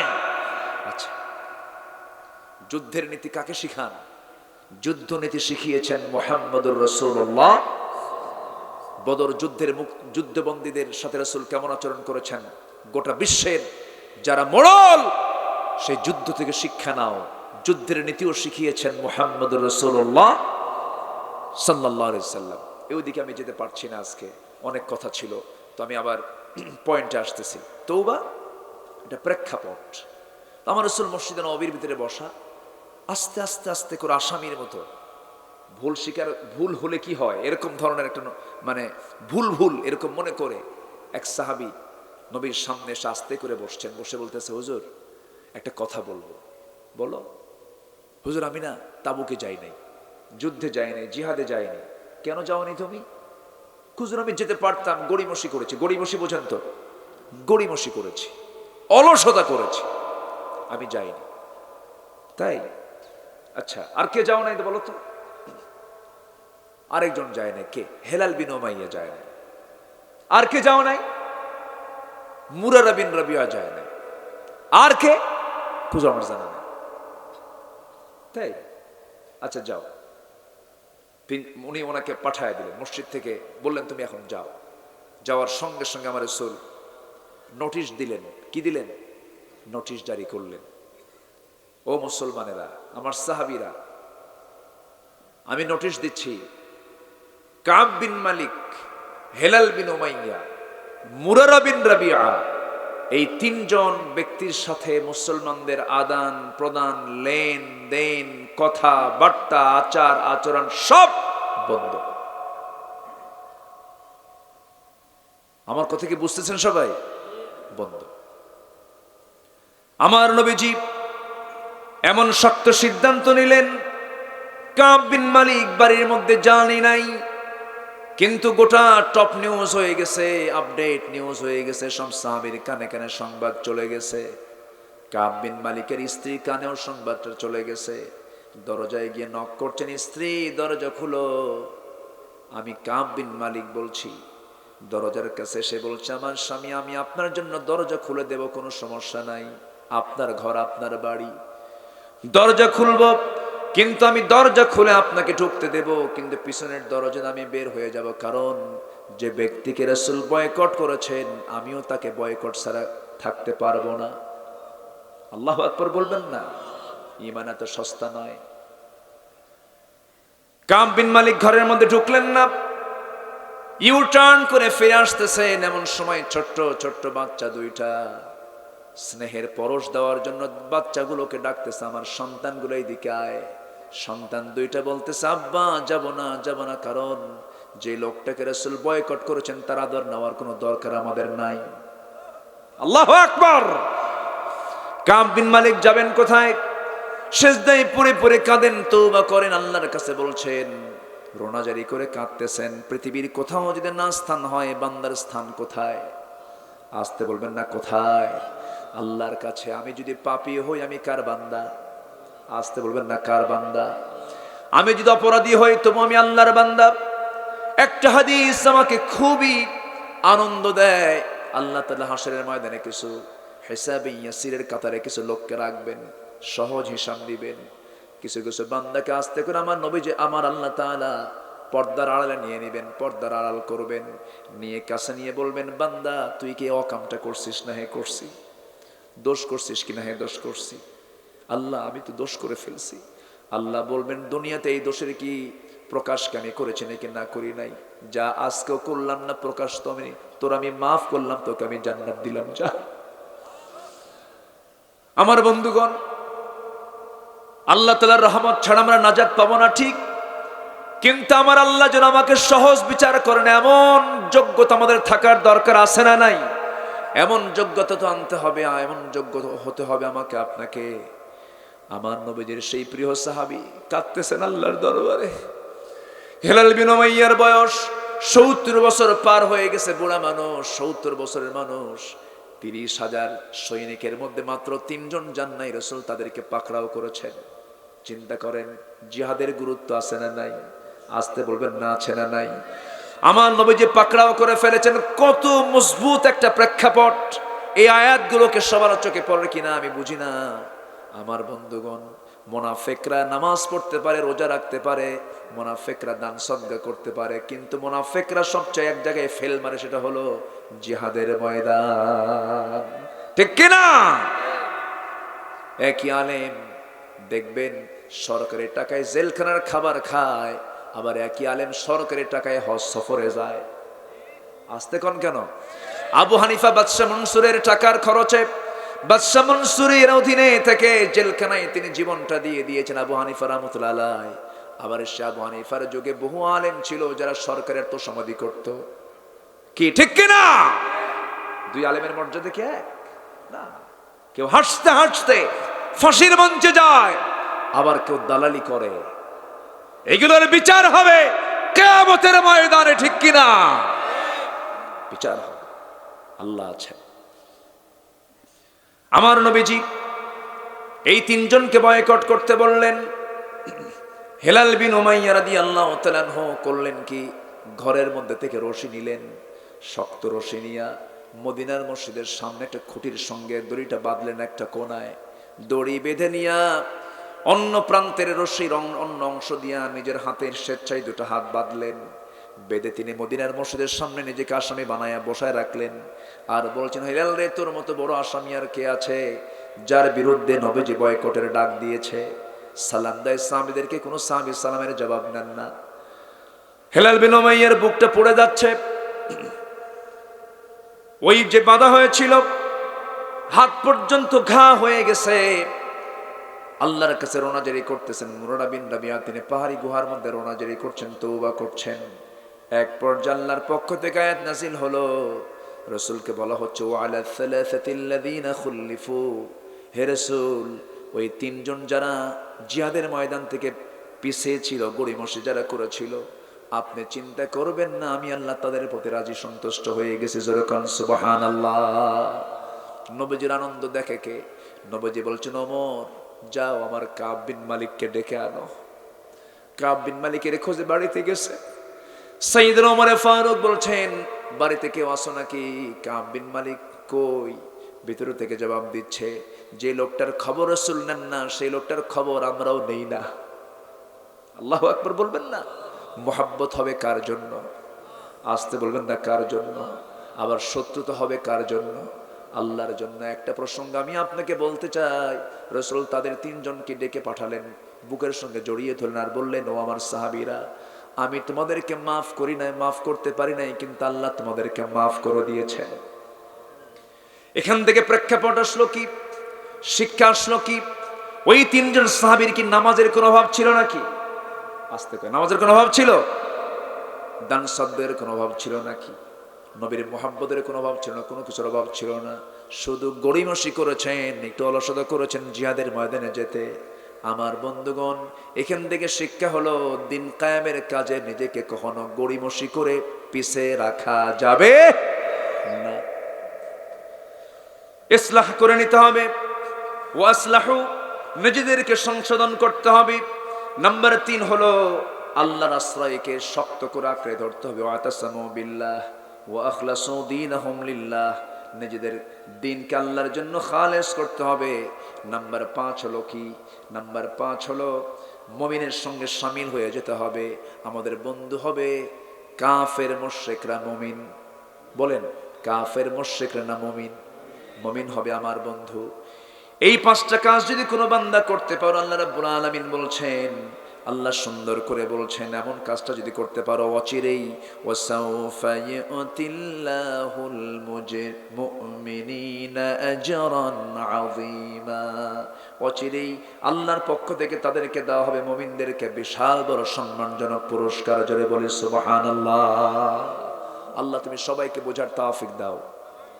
জোরে বলি আমিন। আরো জোরে আমিন, আরো জোরে আমিন। সম্মানিত ভাইয়েরা, এই যুগেও কিছু মুনাফিক চক্র আছে না নাই? আলেমদের রক্ত নিয়ে খেলাধুলা করে। এমন কিছু রং বদমাইশ খেলোয়াড় আছে না নাই? বলেন আছে না নাই? আচ্ছা, খোদ সৌদি আরবের দিকে তাকান। মক্কার ইমাম খুতবা দিচ্ছেন কনসার্টের বিরুদ্ধে, খুতবা শেষই হয় নাই, ধরা শেষ, জেলখানায় ঢুকায় দিয়েছে। গোটা পৃথিবীতে মুসলিম দেশে দেশেও জালিম আছে না নাই? আসতে বলবেন না আছে না নাই? জুলুমের শিকার হয়ে যারা জীবন দিল তারা তো মাজলুম হয়ে চলেই গেলেন, হাসতে হাসতেই গেলেন। আপনি যাবেন কই? আপনি কই যাবেন?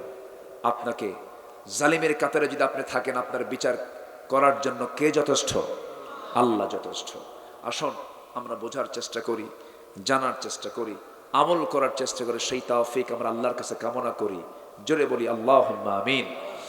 আমরা আর সময় বাড়াবো না, অনেক রাত হয়েছে। আমি এবছরে আমার মনে হয় আজকের চাইতে লম্বা কথা কোথাও মনে বলিনি। মনে হয় এবছরে এত লম্বা সময় আমি আলোচনা মনে হয় অন্য কোথাও করিনি। হয়তো লম্বা সময় কথা বলেছি হয়তো অন্য বছর। এই বছর আমি 12টা কখনো কোথাও ক্রস করিনি। যতটুকুন হয়েছে আমরা বলে ফেলি আলহামদুলিল্লাহ।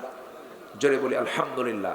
এটার জন্য সবচেয়ে বড় দিক হচ্ছে আপনাদের মনোযোগিতা। একটা লোকের কোনো ওঠা বসা নাই, একদম পিন পতন হয়ে নীরব হয়ে কতগুলো শুনেছেন। আল্লাহ তুমি সবার অংশগ্রহণকে তুমি আল্লাহ কবুল করো। জোরে বলি আল্লাহুম্মা আমিন। ফজর হবে তো ইনশাআল্লাহ? ফজর কাজা হবে না তো? আমার মা বোনদেরকে পর্দায় রাখবেন না ইনশাআল্লাহ? বলেন পর্দায় রাখবো না ইনশাআল্লাহ? মেয়েদেরকে পর্দায় রাখবেন, মেয়েকে অন্য পুরুষের সঙ্গে চলতে দিবেন না। পর্দায় থাকাটা ফরজ। পর্দায় থাকাটা কি বলেন? ফরজ। হুজিবাতুল জান্নাহ বিল মাকারিহ, হুজিবাতুন নার বিশ শাহাওয়াত। দুনিয়াটা যদিও একটু আরাম আয়েশের জন্য যদি আপনি বরাদ্দ করেন তাহলে আখিরাতে জান্নাত পাবেন না। আর দুনিয়াটা যদি একটু কষ্ট হয়ে যদি আমরা চালাতে পারি, আখিরাতটা আমাদের জন্য জান্নাত হয়ে যাবে। বলি আলহামদুলিল্লাহ। আল্লাহ কবুল করো, আল্লাহ কবুল করো। এখন ঈদগাহ মাঠ কোনটা? ঈদগাহ মাঠ এটাই কি? হ্যাঁ, ঈদগাহ মাঠ আছে। আচ্ছা, ঈদগাহ মাঠের প্রাচীর হয়নি এখনো। প্রাচীর তাহলে কি করছেন আপনারা দুদিন? হ্যাঁ, ঈদগাহ মাঠ কি নতুন? 2 বছর। আচ্ছা ঠিক আছে। 2 বছরে কি যুবক হয় না শিশু হয়? ঈদগাহ মাঠ বলেন যে শিশু ঈদগাহ মাঠ, এটা বলেন হবে কেমনে? হয়তো 20 বছর বয়স হয়েছে তখন হয়নি, তখন আমি ধরতাম। বয়সে 2 বছর। এখন এই ঈদগাহ মাঠের অন্তত 1 নম্বর হলো প্রাচীরটা হওয়া দরকার। প্রাচীরের দরকার আছে না? আছে। এই ঈদগাহ মাঠে নামাজ পড়েন কারা কারা? দেখি হাত তোলেন, দেখি কারা কারা ঈদগাহ মাঠে নামাজ পড়েন। অনেকেই তো পড়েন। জি আলহামদুলিল্লাহ। জি হাত নামান। ঈদগাহ মাঠের জন্য বাইরের লোক বেশি দেবে না গ্রামের লোক বেশি দেবে? দেখেন এখন আস্তে আস্তে করে কোন লোক বেশি দেবে? গ্রামে।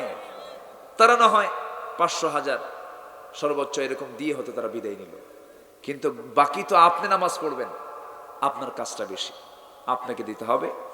তেমন একটু চিন্তা করেন। আমার চেয়ারম্যান ভাই তিনি নিজের তরফ থেকে কিছু এবং আরেকটা কি পরিষদ থেকে তিনি 50,000 টাকার একটা অনুদানের ঘোষণা দিয়েছেন। জোরে বলি আলহামদুলিল্লাহ। আল্লাহ তুমি তার দানকে কবুল করো। আচ্ছা, এখন সামনে যারা বসে আছেন, আমি তো কালেকশনে এক্সপার্ট না। আমার কালেকশন এক্সপার্ট ছিল আমার আব্দুর রহমান ভাই। কই চলে গেছে তো? না, উনি চলে গেছে। উনি খুব ভালো পারে। আমার তো এই দায়িত্ব, এই ডিপার্টমেন্টটা আমি খুব অচল, আমি খুব চাইতে পারি না। তো যেহেতু আমি পারি না চাইতে, না চেয়ে যেন পেয়ে যাই, মানে চাওয়ার যে কৌশল, ভাই অমুকে দিলে এত টাকা, জান্নাত পার করে দিয়ে দেয়, আছে না এরকম? আমার আবার এই জান্নাত পার করে দেওয়ার এই অভ্যাসটা আমার নাই বললেই চলে। কারণ এই ডিপার্টমেন্টটা আমি তো খুব, আমার যেতে হয় না, আমি জওয়াজ করে শেষ করে ফেলি। তো আমরা সবাই দেব। জোরে বলি ইনশাআল্লাহ। পৃথিবীবাসী এখন কোথায়? এরকম এটার গোলাম হয়ে গেছে আজকে মোবাইলের। আপনি যদি মোবাইলের গোলাম হন, মোবাইল ব্যবহার করা আপনার জন্য হারাম। আপনি চালান ঠিক আছে, মোবাইল আপনাকে চালায় আপনি ঠিক নাই। আমার কথা কি বোঝা যাচ্ছে? আমি কথাগুলো কিন্তু শুধু আপনাকে শোনাচ্ছি না, গোটা পৃথিবী শুনছে। গোটা পৃথিবী এই আলোচনাগুলো কালকে সব চলে যাবে। আজকে এই মোবাইল অসংখ্য পরিবারে আগুন ধরিয়ে দিয়েছে, অসংখ্য পরিবার তছনছ হয়ে গেছে। চেয়ারম্যান সাহেবরা ভালো জানেন। ঠিক আছে না? শেষ। কার বউকে নিয়ে যায়? আমি কি ভুল বলতেছি? ঘটককে, কার বউকে নিয়ে যাচ্ছে? দূরত্ব যতই হোক কাছে থাকুক। স্লোগান তো দিছে, দূরত্ব যতই হোক কাছে থাকুক। চুয়াডাঙ্গা মাহফিল আমার, আমি যা খাইতে বসছি, মাহফিলে উঠবো, এক মুরব্বী এসে বলতেছে, হুজুর আমার বড় মেয়ের জন্য দোয়া করেন। জি আলহামদুলিল্লাহ, দোয়া করি। তো আপনার বড় মেয়ের কি হয়েছে, কি সমস্যা? হুজুর মেয়েটাকে বিয়ে দিছে বহু দূর, কোথায়? ঠাকুরগা। চুয়াডাঙ্গার মানুষ ঠাকুরগা মেয়েকে বিয়ে দিলেন, বিয়ের ঘটককে? হুজুর মোবাইল। ঘটককে তো বললাম মোবাইল কিনে দিলেন কেন? হুজুর দিতে চাইনি তো, সায়েন্সে পড়ে, অনলাইনে ক্লাস, মোবাইল কিনে দিলাম। অনলাইনে ক্লাস করতে করতে যে আরেকটা ক্লাস খুলছে তা তো জানে না হুজুর। মেয়ে নাই, 3 দিন কোনো খোঁজ খবর নাই। 3 দিন পর বলতেছে মুরব্বী, 3 দিন পর ফোন আসলো, ফোন ধরেই বলতেছে, আব্বু আমরা ভালো আছি। কি বলতেছে? আমরা মানে কি? আমরা মানে কি বলেন? ছিল আমি, হয়ে গেছে কি আমরা। এখন আব্বাকে বলে, আব্বা রাগ করো না, যা হয়েছে হয়েছে, আমরা সকল আইনি কাজ সম্পূর্ণ করে ফেলেছি। মানে আইনের হুমকিও দিচ্ছে। কি কথা কি বুঝতেছেন আপনারা? আজকে কোথায়, আজকে সমাজ কোথায়? আমাদের সচেতন হওয়ার দরকার আছে না নাই? আসতে বলবেন না, আছে না নাই? আজকে ইতিহাস মেয়েরা জানে না। বাচ্চাদেরকে ক্লাস 6-7 শিখায় কি জানেন? বিছনা কেমনে গোছান লাগে, আর শারীরিক পরিবর্তন কেমনে হয়। ঠিক আছে না? শারীরিক পরিবর্তন কেমনে হয়। আর পরের অধ্যায় হলো এসো বন্ধু হই। এসো কি হই? বন্ধু হই।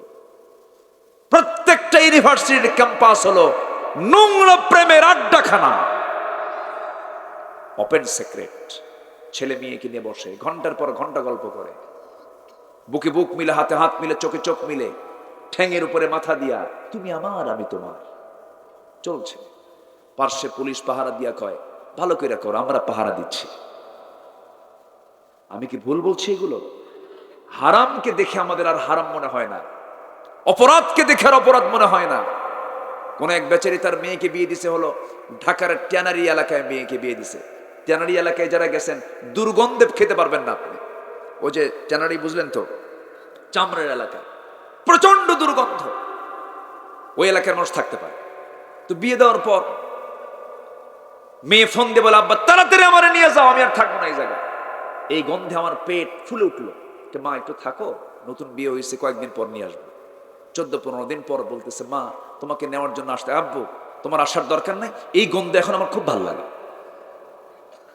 আজকে আমাদের চোখে সুদ ভালো হয়ে গেছে, বেপর্দা ভালো হয়ে গেছে, নোংরামি ভালো হয়ে গেছে। যাদের কাছে এগুলো ভালো লাগে তারা কি ইমানদার না মুনাফিক? ইমানদার না মুনাফিক? কষ্ট পাচ্ছেন? শোনেন, আমাদের কাজ হলো অসুস্থ হলে আমরা ডাক্তারের কাছে যাই। ডাক্তার কি করে? রোগ নির্ণয় করে ডায়াগনস্টিক সেন্টারে নিয়ে সব চেকআপ কইরা রোগ বের করে এরপরে ট্রিটমেন্ট করে। আমাদের দায়িত্ব হলো সমাজের কোন কোন ভুলগুলো আছে, মাহফিল আমাদের ধরার দরকার আছে না নাই? এই জন্য কথাগুলো বলতেছি। দেখেন, আসিয়া কার বউ? বলেন কার বউ? একটা কাফেরের ঘরের তিনি স্ত্রী। অথচ আসিয়া আলাইহিস সালাম ওই ঘরে থাকার পরেও হককে তালাশ করেছেন, ইমানকে সার্চ দিয়েছেন, জান্নাত খুঁজে পাওয়ার জন্য চেষ্টা করেছেন, আল্লাহকে খুঁজে পাওয়ার জন্য চেষ্টা করেছেন। ইমানদার কি হতে হবে? গোচি মাছের মতো, বাইম মাছের মতো। গোচি মাছ চিনেন তো নাকি? হ্যাঁ, এটা এলাকায় তো গোচি মাছই করে। আমাদের ভাষা তো খুব একটা তফাৎ না। আমার যদিও অবস্থান ঢাকায়, জন্মস্থান সুঘাটি ইউনিয়নে, নাম শুনছেন কিনা? ওই মির্জাপুর এরিয়া ওই পাশে। ভাষা প্রায় এক, তবে আমাদের ভাষার সাথে আবার সিরাজগঞ্জের ভাষার কিছু মিল আছে। গেদা কেবা সবাক খাই যাও হৌগা, এরকম করে ওরা একটু কথা বলে। আবার বগুড়ার ভাষার সাথে আবার এই এলাকার ভাষার মিল আছে মনে হয় না? নন্দীগ্রামের অঞ্চলের সাথে বগুড়া শহরের ভাষার কিছু মিল আছে। কত ভাষা কে দিয়েছেন বলেন তো? আসতে বলবেন না, কে দিয়েছেন? আল্লাহ দিয়েছেন। তবে সবচাইতে সুন্দর ভাষা হলো নোয়াখালীর, তাই না? খুব কঠিন ভাষা। চিটাগাং আরো কঠিন, সিলেট আরো কঠিন। আমারে সিলেটের নিচে মাহফিলে আমারে বলে, হুজুর শুটকা গু খাবেন না ভিজা গু খাবেন? আমার তো কামই সারা শুনে প্রথম প্রথম যখন যাই। ভাষার কোনো শেষ নেই, কোনো ভাষাই কিন্তু সহজ না অন্য এলাকার মানুষের জন্য। বগুড়ার ভাষাও যে খুব সহজ তা না। অনেকদিন আগে, বছর 17 কি 18 হবে, নোয়াখালীর লক্ষ্মীপুর কমলগঞ্জে, কমলনগরে একটা মাহফিল আমার। তো মাহফিল কমিটি আমাকে বলেন, হুজুর গোটা দেশেই তো চলেন, তো আমরা তো দক্ষিণবঙ্গের মানুষ, উত্তরবঙ্গের এমন একটা বাক্য বলবেন যেটা আমরা বুঝবো না। অনেকক্ষণ চিন্তা ফিকির করে ভাবলাম কি বলা যায়। তো বগুড়া শহরের একদম, বগুড়া শহরের যে হৃৎপিণ্ড সাতমাথা এর আশপাশে, ধরেন জাহাঙ্গীরাবাদ, বনানী, কলোনি, ওইদিকে মাটিডালি, এই এলাকার মানুষ যে বাংলায় কথা বলে এমন একটা বাক্য আমি রেডি করলাম। আমি বললাম, ভাই শোনেন। তো ওনাকে বললাম, কে রে তুই আলুতে আলু ওয়াক্কেলি আলু। বুঝতেছেন কি আপনারা? কে রে তুই আলুতে আলু ওয়াক্কেলি আলু। উনি আমার দিকে ফেল করে চেয়ে আস। তো বললাম, ভাই আমি তো বাক্য বলে ফেলছি। আপনি কি বললেন? আমি বললাম, আপনি বুঝলেন কি সেটাকে বলেন। উনি বললেন, যেহেতু আপনার বাক্যের ভিতরে শুধু আলুই দেখলাম। কে রে তুই আলুতে আলু লিয়া আলু। কি কথা বলছেন না? তাহলে এখানে আলু কয়টা আসছে বুঝতেছেন তো? ভাষা অন্য এলাকার জন্য অন্য এলাকার ভাষা কঠিন, কিন্তু মায়ের ভাষার চেয়ে আপন কোন ভাষা পৃথিবীতে আছে? আসতে বলবেন না, আছে। কি মাছ বলে? গচি মাছ তো নাকি? গচি মাছ, বাইম মাছ। এ থাকে কোথায়? পানিতে না কাদায়? গাটা কি বলেন? গাটা কি কাদায়? কাদায় মাখানো না পরিষ্কার? পরিষ্কার। ইমানদারের চরিত্র হবে বাইম মাছ আর গচি মাছের মতো। হাজারো হাজারো কাদা, হাজারো বালি ওর গায়ে লাগতে দিলেও, চেষ্টা করলেও সে সহজে কোনো হারাম কাজে সে নিজেকে জড়াবে না। সুবহানাল্লাহ। আমরা এই চরিত্র আনবো, জোরে বলি ইনশাআল্লাহ। আসিয়া ছিলেন সেই চরিত্রে, ফিরাউনের ঘরে থেকে ফার্স্ট লেডির মতো লোভনীয় পথকে প্রত্যাখ্যান করলেন। শুধু তোমাদের দায়িত্ব হলো সকল ক্ষেত্রে আমার গোলামি করবে, আমার আইনকে মেনে চলবে, জেনার বিধান মানবে, সুদের বিরুদ্ধের বিধান মানবে, যাকাতকে মেনে নেবে, সুদকে না বলবে, পর্দাকে মেনে নেবে, ব্যয়াপনাকে না করবে, হারামকে বর্জন করে ভালো হালালকে মেনে নেবে। আমার ইবাদতটা করবে, আমি আল্লাহ তোমার ক্ষুধা দূর করে দেব, আমি তোমার নিরাপত্তা নিশ্চিত করে দেব। জোরে বলি সুবহানাল্লাহ। কার কথা? কে বলেছে আমেরিকায় শান্তি? ভুল কথা। কে বলেছে ইউরোপের শান্তি? ভুল কথা। গোটা দুনিয়া আপনি ঘোরেন, কোথাও শান্তি পাবেন না, শান্তির বাতাস আপনি কোথাও অনুভব করবেন না। শান্তি যদি পেতে চাই, শান্তি তখনই আসবে যে সমাজে চালু হবে কিসের বিধান? আসতে বলবেন না, কিসের বিধান? কোরআনের বিধান। আফগানিস্তানকে কত গালমন্দ করা হয়েছে, কত কি করা হয়েছে, যুদ্ধ বিধ্বস্ত একটা জনপদ, অথচ আফগানের জাজকে টাকার মান আমার দেশের চাইতে কম না বেশি? মাত্র কয়েকদিন আগে তারা আসলো, মান তাদের বেড়ে গেছে। আফিমকে তারা নিষিদ্ধ করেছে, আফিম সেখানে হতো বন্ধ করে দিয়েছে, হারামের সাথে তাদের কোনো সম্পর্ক তারা রাখছে না। আমরা যেটাই করি না কেন, আমাদের সমস্ত লক্ষ্যের মূল লক্ষ্য হতে হবে কার সন্তুষ্টি? বলেন, আসতে বলবেন না, কার সন্তুষ্টি? আল্লাহর সন্তুষ্টি। কোরআনকে জানতে হবে। যে কোরআন জানে না তাকে মানা যাবে না, যে কোরআন জানে আমি তাকে মানব। জোরে কোরআন ঠিক কিনা? যার নেতৃত্বে কোরআন আছে আমি তার সাথে আছি, যার নেতৃত্বে কোরআন নাই আমি তার সঙ্গে নাই। আমার দেশের কিছু কিছু নেতৃস্থানীয় ব্যক্তিবর্গের মুখ থেকে বের হয়, আগামীকাল ঈদুল আজহার জানাজা নামাজ। ঈদুল আজহার জানাজা নামাজ, এত ইসলাম বোঝে। পার্লামেন্টে তেলাওয়াত করতে দিছে, কারি সাহেব যায় নাই, তেলাওয়াত করতে দিছে এক সংসদ সদস্যকে, উনি তেলাওয়াত করছেন কেল হে আল্লাহ। শয়তান কয় তোর আমার তেলাওয়াত ভালো আছে, এই হলো তেলাওয়াতের দশা, এই হলো কোরআনের সাথে আমাদের সম্পর্ক। রুব্বা কারিন লিল কোরআন ওয়াল কোরআনু ইয়ালআনুহু, যে কোরআনটাকে সহি করে পড়ে না, কোরআন তাকে লানত করে।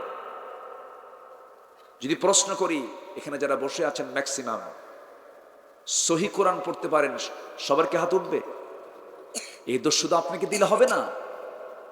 মালয়েশিয়ায় গিয়েছিলাম, মালয়েশিয়ার প্রধানমন্ত্রী থেকে শুরু করে নিয়ে সাধারণ ছোট্ট ক্লাস 4-5 পড়ে সকল মুসলমান নামাজের ইমামতি করার যোগ্যতা রাখে।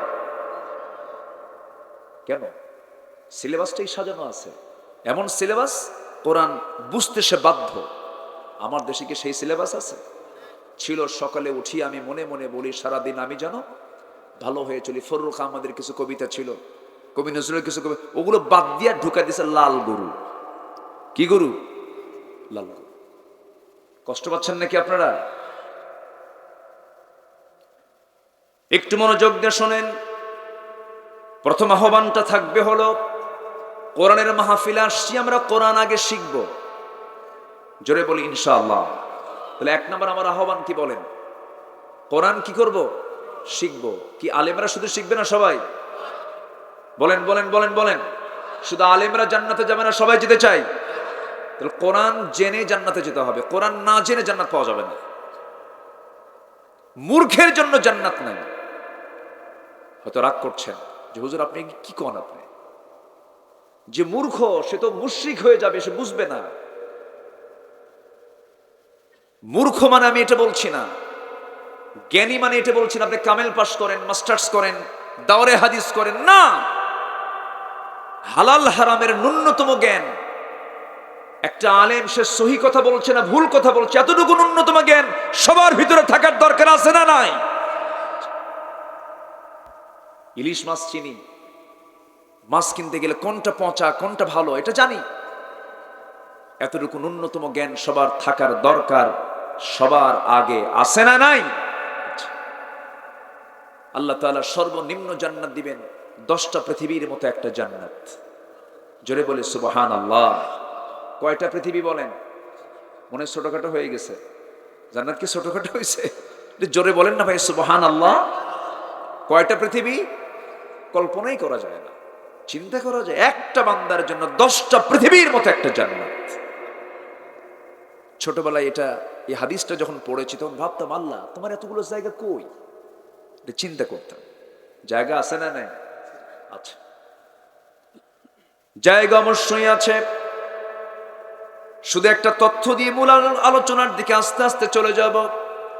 আমরা নন্দীগ্রামের দোলা সিংড়ার এই মাঠে বসে আছি, আমরা আল্লাহর মখলুক, আমরা আল্লাহর বান্দা।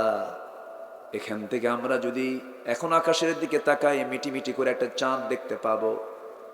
চাঁদের পিছনে অসংখ্য তারকারা যে দেখতে পাচ্ছি, আছে না? আছে।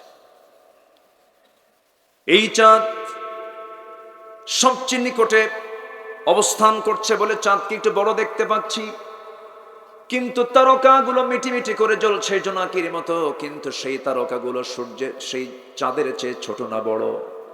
সূর্যের চেয়েও ছোট না বড়? এই সূর্য দিনের বেলা যে দেখতে পাই যে বিশাল বড় একটা লাইট, এই পৃথিবী থেকে বিজ্ঞানীদের ধারণা হলো 13 লক্ষ গুণ বড়।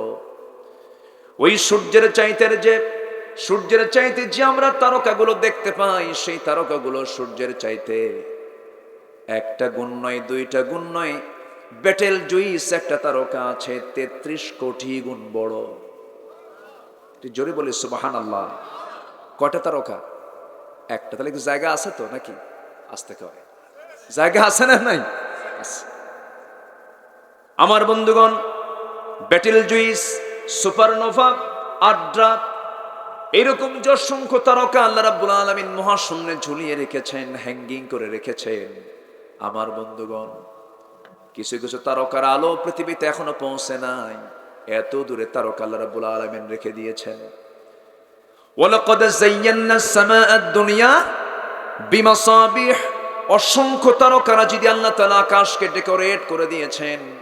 আমার বন্ধুগণ, এখন মানুষ চাঁদের দেশে গেছে, মঙ্গল গ্রহে গেছে। যদি কোনো ব্যক্তি যদি ভাবে আমি একটু তারকার দেশ দেখতে যাব, পৃথিবীর সবচেয়ে নিকটবর্তী তারকা হলো প্রক্সিমা সেন্ট্রাই।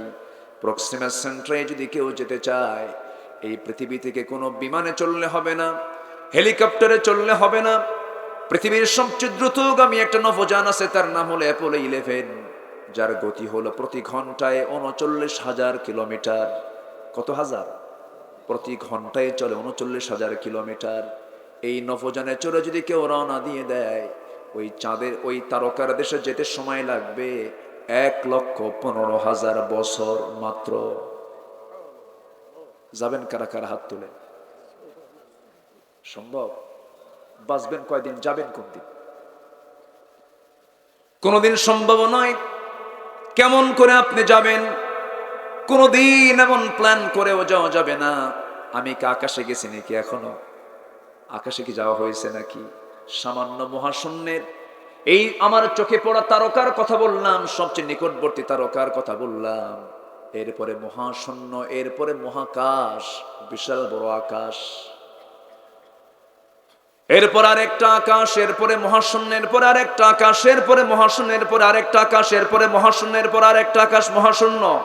7টা আকাশের উপরে আমার আল্লাহ তাআলা আরশ আজিম। সুবহানাল্লাহ বলেন। এই আকাশের চাইতে ওই আকাশ আরো বড়। রাহমাতুল্লাহি ওয়া বারাকাতুহু। ওয়ালাইকুম আসসালাম ওয়া রাহমাতুল্লাহ। আসসালামু আলাইকুম ওয়া রাহমাতুল্লাহি ওয়া বারাকাতুহু। إن الحمد لله الأكرم الذي خلق الإنسان وكرم وعلمه من البيان ما لم يعلم، فسبحان الذي لا يحصى امتنانه باللسان ولا بالقلم. نشهد أن لا إله إلا الله وحده لا شريك له، ونشهد أن سيدنا وحبيبنا ومولانا محمدا عبده ورسوله الذي أرسله بالحق بشيرا ونذيرا وداعيا إلى الله بإذنه وسراجا منيرا. فقد قال الله تعالى في كلامه المجيد وفرقانه الحميد: أعوذ بالله من الشيطان الرجيم. بسم الله الرحمن الرحيم.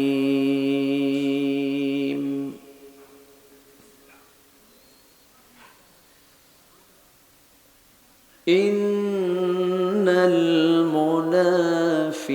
المنافقين في الدرك الأسفل من النار.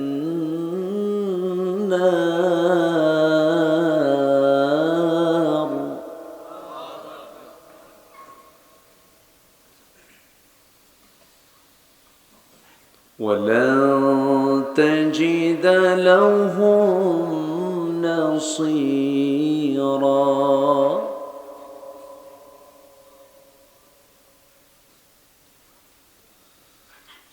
إلا الذين تابوا وأصلحوا واعتصموا بالله وأخلصوا دينهم لله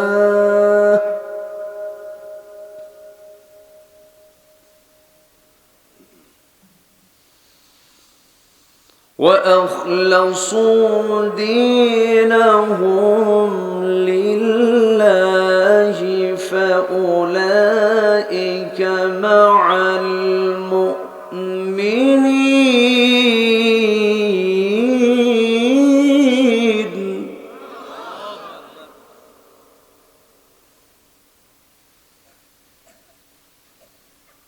وسوف يؤتي الله المؤمنين أجرا عظيما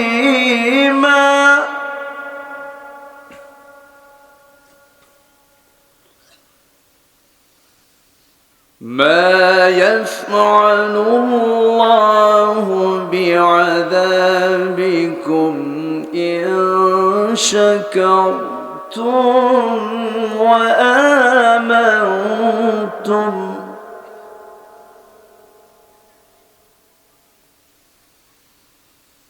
وكان الله شاكرا عليما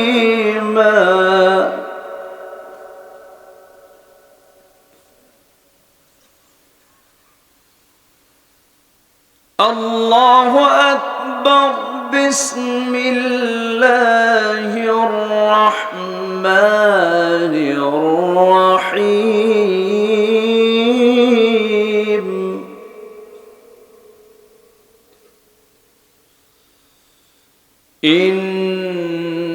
إن الله وملائكته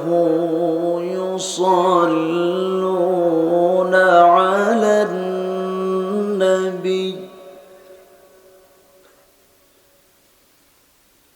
يا أيها الذين آمنوا صلوا عليه وسلموا تسليما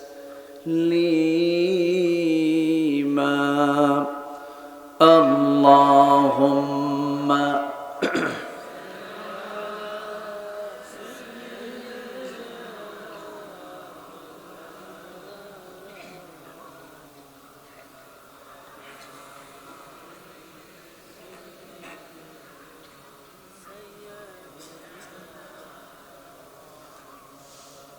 একটু মোহাব্বত দিয়ে নবীর প্রেমে মাতোয়ারা হয়ে জবান খুলে উচ্চ আওয়াজে সবাই বলুন আল্লাহুম্মা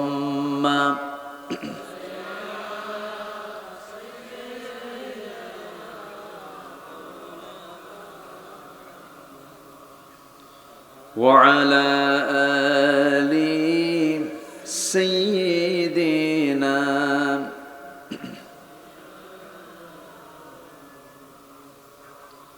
তাইফের কথা ভেবে কাঁদে শুধু দুনয়ন এমন দরদি পেতে কাঁদে মন অনুক্ষণ কাঁদে মন অনুক্ষণ ওহুদে দাঁত হারা আহমদ যখন লৌহ মাখা কিয়ামতে উঠবে তখন জিহাদ না করে কিভাবে দেখাবে তুমি চাঁদ চেহারা রূপে ওয়াতুল আল্লাহুম্মা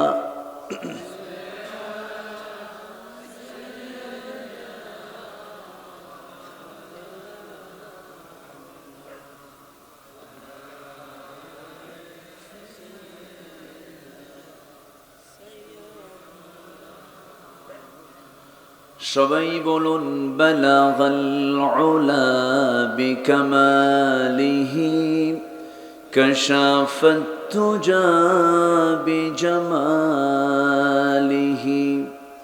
হাসনাত জামিউ খিসালিহি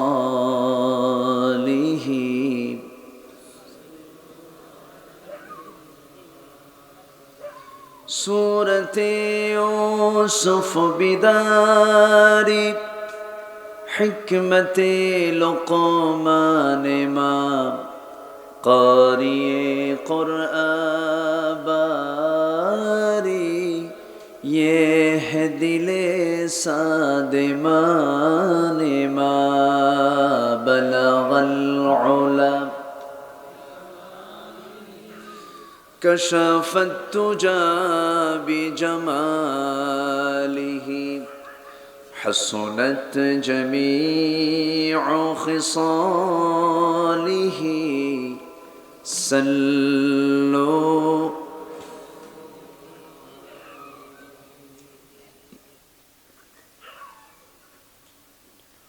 উত্তরবঙ্গের গেটওয়ে বগুড়া জেলার নন্দীগ্রাম উপজেলার দোলাশিংড়া গ্রামবাসী মাহফিল ইন্তেজামিয়া কমিটি কর্তৃক আয়োজিত তৃতীয় বার্ষিকী তাফসীরুল কোরআন মাহফিল 2023 ঈদগাহ মাঠে অনুষ্ঠিত 30 নভেম্বর আয়োজিত আজকের এই তাফসীরুল কোরআন মাহফিলের সম্মানিত সুযোগ্য সভাপতি ওস্তাজুল আসাতিজা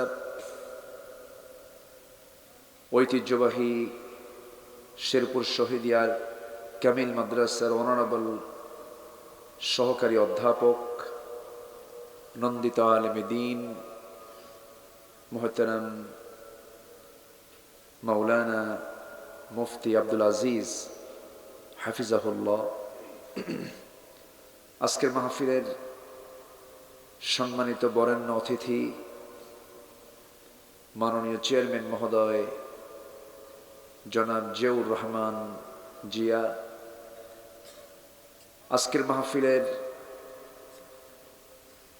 বিশেষ মেহমান, আমার পূর্বে কথা বলেছেন আমার অত্যন্ত কাছের নন্দিত আলেমে দ্বীন প্রখ্যাত ওয়াইজ মুহতারাম মাওলানা আব্দুর রহমান মোল্লা হাফিজাহুল্লাহ, উপস্থিত হাজরাত উলামায়ে কেরাম, ফুদালায়ে ইজাম, সুশীল সমাজ, জাতির শ্রেষ্ঠ সন্তান শিক্ষক মণ্ডলী, জাতির বিবেক সাংবাদিক বৃন্দ, সামনে উপস্থিত দূরে কাছে বিভিন্ন স্থান থেকে ছুটে আসা কালেমার ঝান্ডাবাহী তাওহীদের পতাকাবাহী দ্বীন ইসলামের নরসারদুল বীর মুজাহিদ প্রাণ প্রিয় সম্মানিত দ্বীনি ভাইরা, আড়ালে বসে আছেন শ্রদ্ধেয়া সম্মানিতা মা বোনেরা, আলোচনার সূচনায় আনুষ্ঠানিকতার মধ্য দিয়ে আমার পক্ষ থেকে আবারও দিল খোলা সালাম, আসসালামু আলাইকুম ওয়া রাহমাতুল্লাহি ওয়া বারাকাতুহু। সবাই কেমন আছেন? আমাকে প্রশ্ন করলেন, আল্লাহ তাআলা আমাকে আপনার মতোই আপনার কাতারেই রেখেছেন, বলছি আলহামদুলিল্লাহ। আল্লাহ পাকের মেহেরবানি যে মহান আল্লাহ সুবহানাহু ওয়া তাআলা আমাকে আপনাকে অসংখ্য লোকের মাঝ থেকে বাছাই করে নির্বাচিত করে এমন একটি বরকতপূর্ণ রহমতে ঘেরা জান্নাতের এমন একটি টুকরায় যিনি আমাকে আসার বসার তৌফিক দিলেন, শুকর আদায় করছি, মুহাব্বাতান হৃদয় থেকে বলে উঠছি আলহামদুলিল্লাহ। আবারও বলছি আলহামদুলিল্লাহ, চিৎকার মেরে বলছি আল্লাহুম্মা ইন্নী আসআলুকা আল হুদা ওয়াত তুকা ওয়াল আফাফা ওয়াল গিনা। সবাই বলি আল্লাহুম্মা লাকা আসলামতু ওয়া বিকা আমানতু ওয়া আলাইকা তাওয়াক্কালতু ওয়া ইলাইকা আনাবতু ওয়া বিকা খাসামতু। আমরা আল্লাহ তাআলার শুকর আদায় করে নিলাম। সম্মানিত হাজিরিন, আমার পূর্বে খুব অল্প সময় যিনি আজকের মাহফিলের সভাপতি, খুব অল্প সময়ে তিনি তার গুরুত্বপূর্ণ কিছু কথা প্রেজেন্ট করেছেন, যেটা সমসাময়িক নিউ ওয়ার্ল্ড অর্ডার, বর্তমান পৃথিবীর যে চাহিদা, মুসলিম বিশ্বের যে সিচুয়েশন, এই আলোকে তিনি সংক্ষিপ্ত করে তার গুরুত্বপূর্ণ মেসেজ তিনি উপস্থাপন করেছেন আপনাদের সামনে। এবং আমার পূর্বে আজকের মাহফিলের বরেণ্য মেহমান আমার আব্দুর রহমান ভাই সুরের মূর্ছনায় অনেক চমকপ্রদ দামি দামি কথা তিনিও বলেছেন। আমি শেষ ক্লাসে এসে ভাঙ্গাচূড়া কিছু কথা বলতে চাচ্ছি, আমাকে সময় দেওয়া যাবে তো? সময় দিতে রাজি আছি তো ইনশাআল্লাহ? জোরে বলি ইনশাআল্লাহ। সম্মানিত হাজিরিন, এই ক্যামেরাগুলো আসছে, এই বেচারিগুলোর উপর অনেকে রাগ করেন, রাগ করা যাবে না। আপনি শুনছেন, হাজার হাজার নয় লক্ষ মানুষ উপস্থিত থেকে শোনা যায়, কিন্তু এই আলোচনাগুলো প্রযুক্তির কল্যাণে এই ক্যামেরার মধ্য দিয়ে ধারণ করে কোটি কোটি মানুষের কাছে এই আলোচনাগুলো তারা পৌঁছিয়ে দিচ্ছে। আলহামদুলিল্লাহ বলবেন না? তাহলে এরা থাকবে কি থাকবে না বলেন? সবই তো ঠিক আছে, আবার রাগেন কেন? রাগ করা যাবে না। সম্মানিত ভাইয়েরা, আমি আলোচনার সূচনায় আমার 24-25 বছরের এই আলোচনার জীবনে আমি অর্থহীন, মানে অযৌক্তিক কোনো কথা আমি মাহফিলে কখনো বলি নাই, চেষ্টা করি না বলার জন্য। হয়তো আমার অজান্তে ভুলক্রমে হয়তো কিছু কথা মিসিং হতে পারে। তা আমি আমার অভ্যাস অনুযায়ী আলোচনার সূচনায় কোরআনে কারীমের গুরুত্বপূর্ণ একটি সূরা, সূরাতুন নিসা থেকে আমি 3টি আয়াতে কারিমা তেলাওয়াত করেছি। এই 3টি আয়াতকে সামনে রেখে কিছু কথা বলতে চাচ্ছি। ভরসা করছি কার উপরে? আল্লাহর উপর। আলাইহি তাওয়াক্কালতু ওয়া ইলাইহি উনীব। কারণ সকল কাজে ভরসা করতে হবে কার উপরে? আসতে বলবেন না, কার উপরে? আল্লাহর উপরে। কারণ যিনি আমার সকল কাজের সমাধান করবেন তিনিই করবেন যিনি আমাকে সৃষ্টি করেছেন, যার হাতে আমার প্রাণ, তিনি কে? আল্লাহ তাআলা। সম্মানিত ভাইয়েরা, কোরআন নাজিল হয়েছে আজ থেকে 1500 বছর আগে। 1500 বছর আগে কি এই মাইক ছিল? ক্যামেরা ছিল? বিদ্যুৎ ছিল? মোবাইল ছিল? কম্পিউটার ছিল? বিমান ছিল? এরকম মিসাইল টিসাইল, বিমান হামলা, বোমা হামলা, অ্যাটম বোম, এগুলো কিছু ছিল? ছিল না। সেই যুগে কোরআন নাজিল হলো। আজকের এই তথ্য প্রযুক্তির চরম উৎকর্ষ সাধনের যুগে কোরআন তো অনেক আগে আসার কারণে এটা তো অচল হয়ে যাওয়ার কথা ছিল। কিন্তু কোরআন কি অচল? আসতে বলে, অচল না সচল? সচল। বরঞ্চ কেন সাউন্ড আছে তো, আছে, এই এনাফ, বেশি সাউন্ড দেওয়ার দরকার নাই তো, যা আছেন আলহামদুলিল্লাহ। সচল কোরআন। দিন যত যাবে তত আরো স্পষ্ট তথ্যগুলো বিশ্ববাসীকে জানাতে থাকবে। জোরে বলি সুবহানাল্লাহ। আমার আপনার তথ্য ভুল হবে, আমার আপনার গবেষণায় ভুল থাকবে, কিন্তু আল্লাহর এই কালামের মধ্যে কেউ ভুল ধরার কোনো সুযোগ পাবে? ভুল ধরতে পারবে? কোরআন শুধু ধর্মীয় কিতাব নয়, কোরআন সব কথা বলে দেয়। জোরে বলি সুবহানাল্লাহ। আপনি কি চান? আপনি এর ভিতরে সব কিছু আছে। প্রাণী তথ্য তাও আছে। এই যে পোকাগুলো উঠতেছে, এই পোকা নিয়েও কথা আছে। আল্লাহ তাআলা মাছির উদাহরণ দিয়েছেন, মশার উদাহরণ দিয়েছেন, আছে না? আল্লাহ রাব্বুল আলামিন বলেন, إن الله لا يستحيي أن يضرب مثلا ما بعوضة فما فوقها জোরে বলুন আল্লাহু আকবার। আল্লাহ রাব্বুল আলামিন লজ্জাবোধ করেন না মশা অথবা তদপেক্ষা অন্য কোন উদাহরণ দিতেও তিনি লজ্জা পান না। এই যে মশার যে উদাহরণটা দিয়েছেন, মশার এক্সাম্পলটা দিয়েছেন, কেন দিয়েছেন, কি জন্য দিয়েছেন? এই যে দিন আসতেছে, এক্সাম্পলের পিছনে বিশাল বড় কারণ যে ছিল তা প্রকাশ পেয়ে যাচ্ছে। যার হয়েছে ডেঙ্গু সে হয়ে যায় পঙ্গু, ঠিক আছে না? ডেঙ্গু কি থেকে ছড়ায়? মশা কি কোনো দুর্বল প্রাণী? এখন তো মশা অনেক সাপের চেয়ে মারাত্মক। কামড় মারলি শেষ, কামড় মারলে শেষ। নমরুদকে আল্লাহ তাআলা বিদায় করেছেন কিসের কামড় দিয়া? কি মশা? অচল মশা, প্যারালাইসিস রোগী, এমন একটা মশা দিয়া আল্লাহ তাআলা নমরুদকে খতম করেছেন।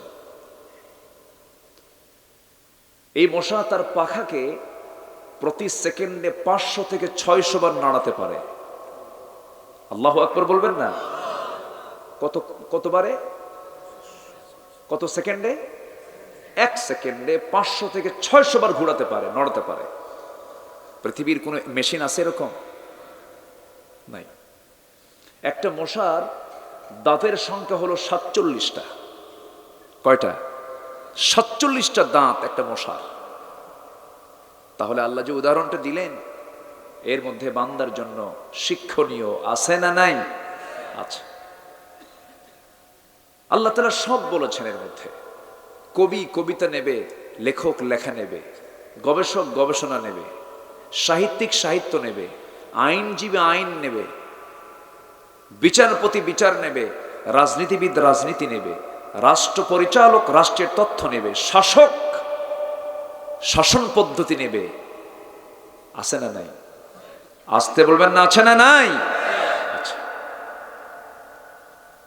কালিলাম মা তাযাক্কারুন, কিন্তু খুব কম লোকই স্মরণ করো।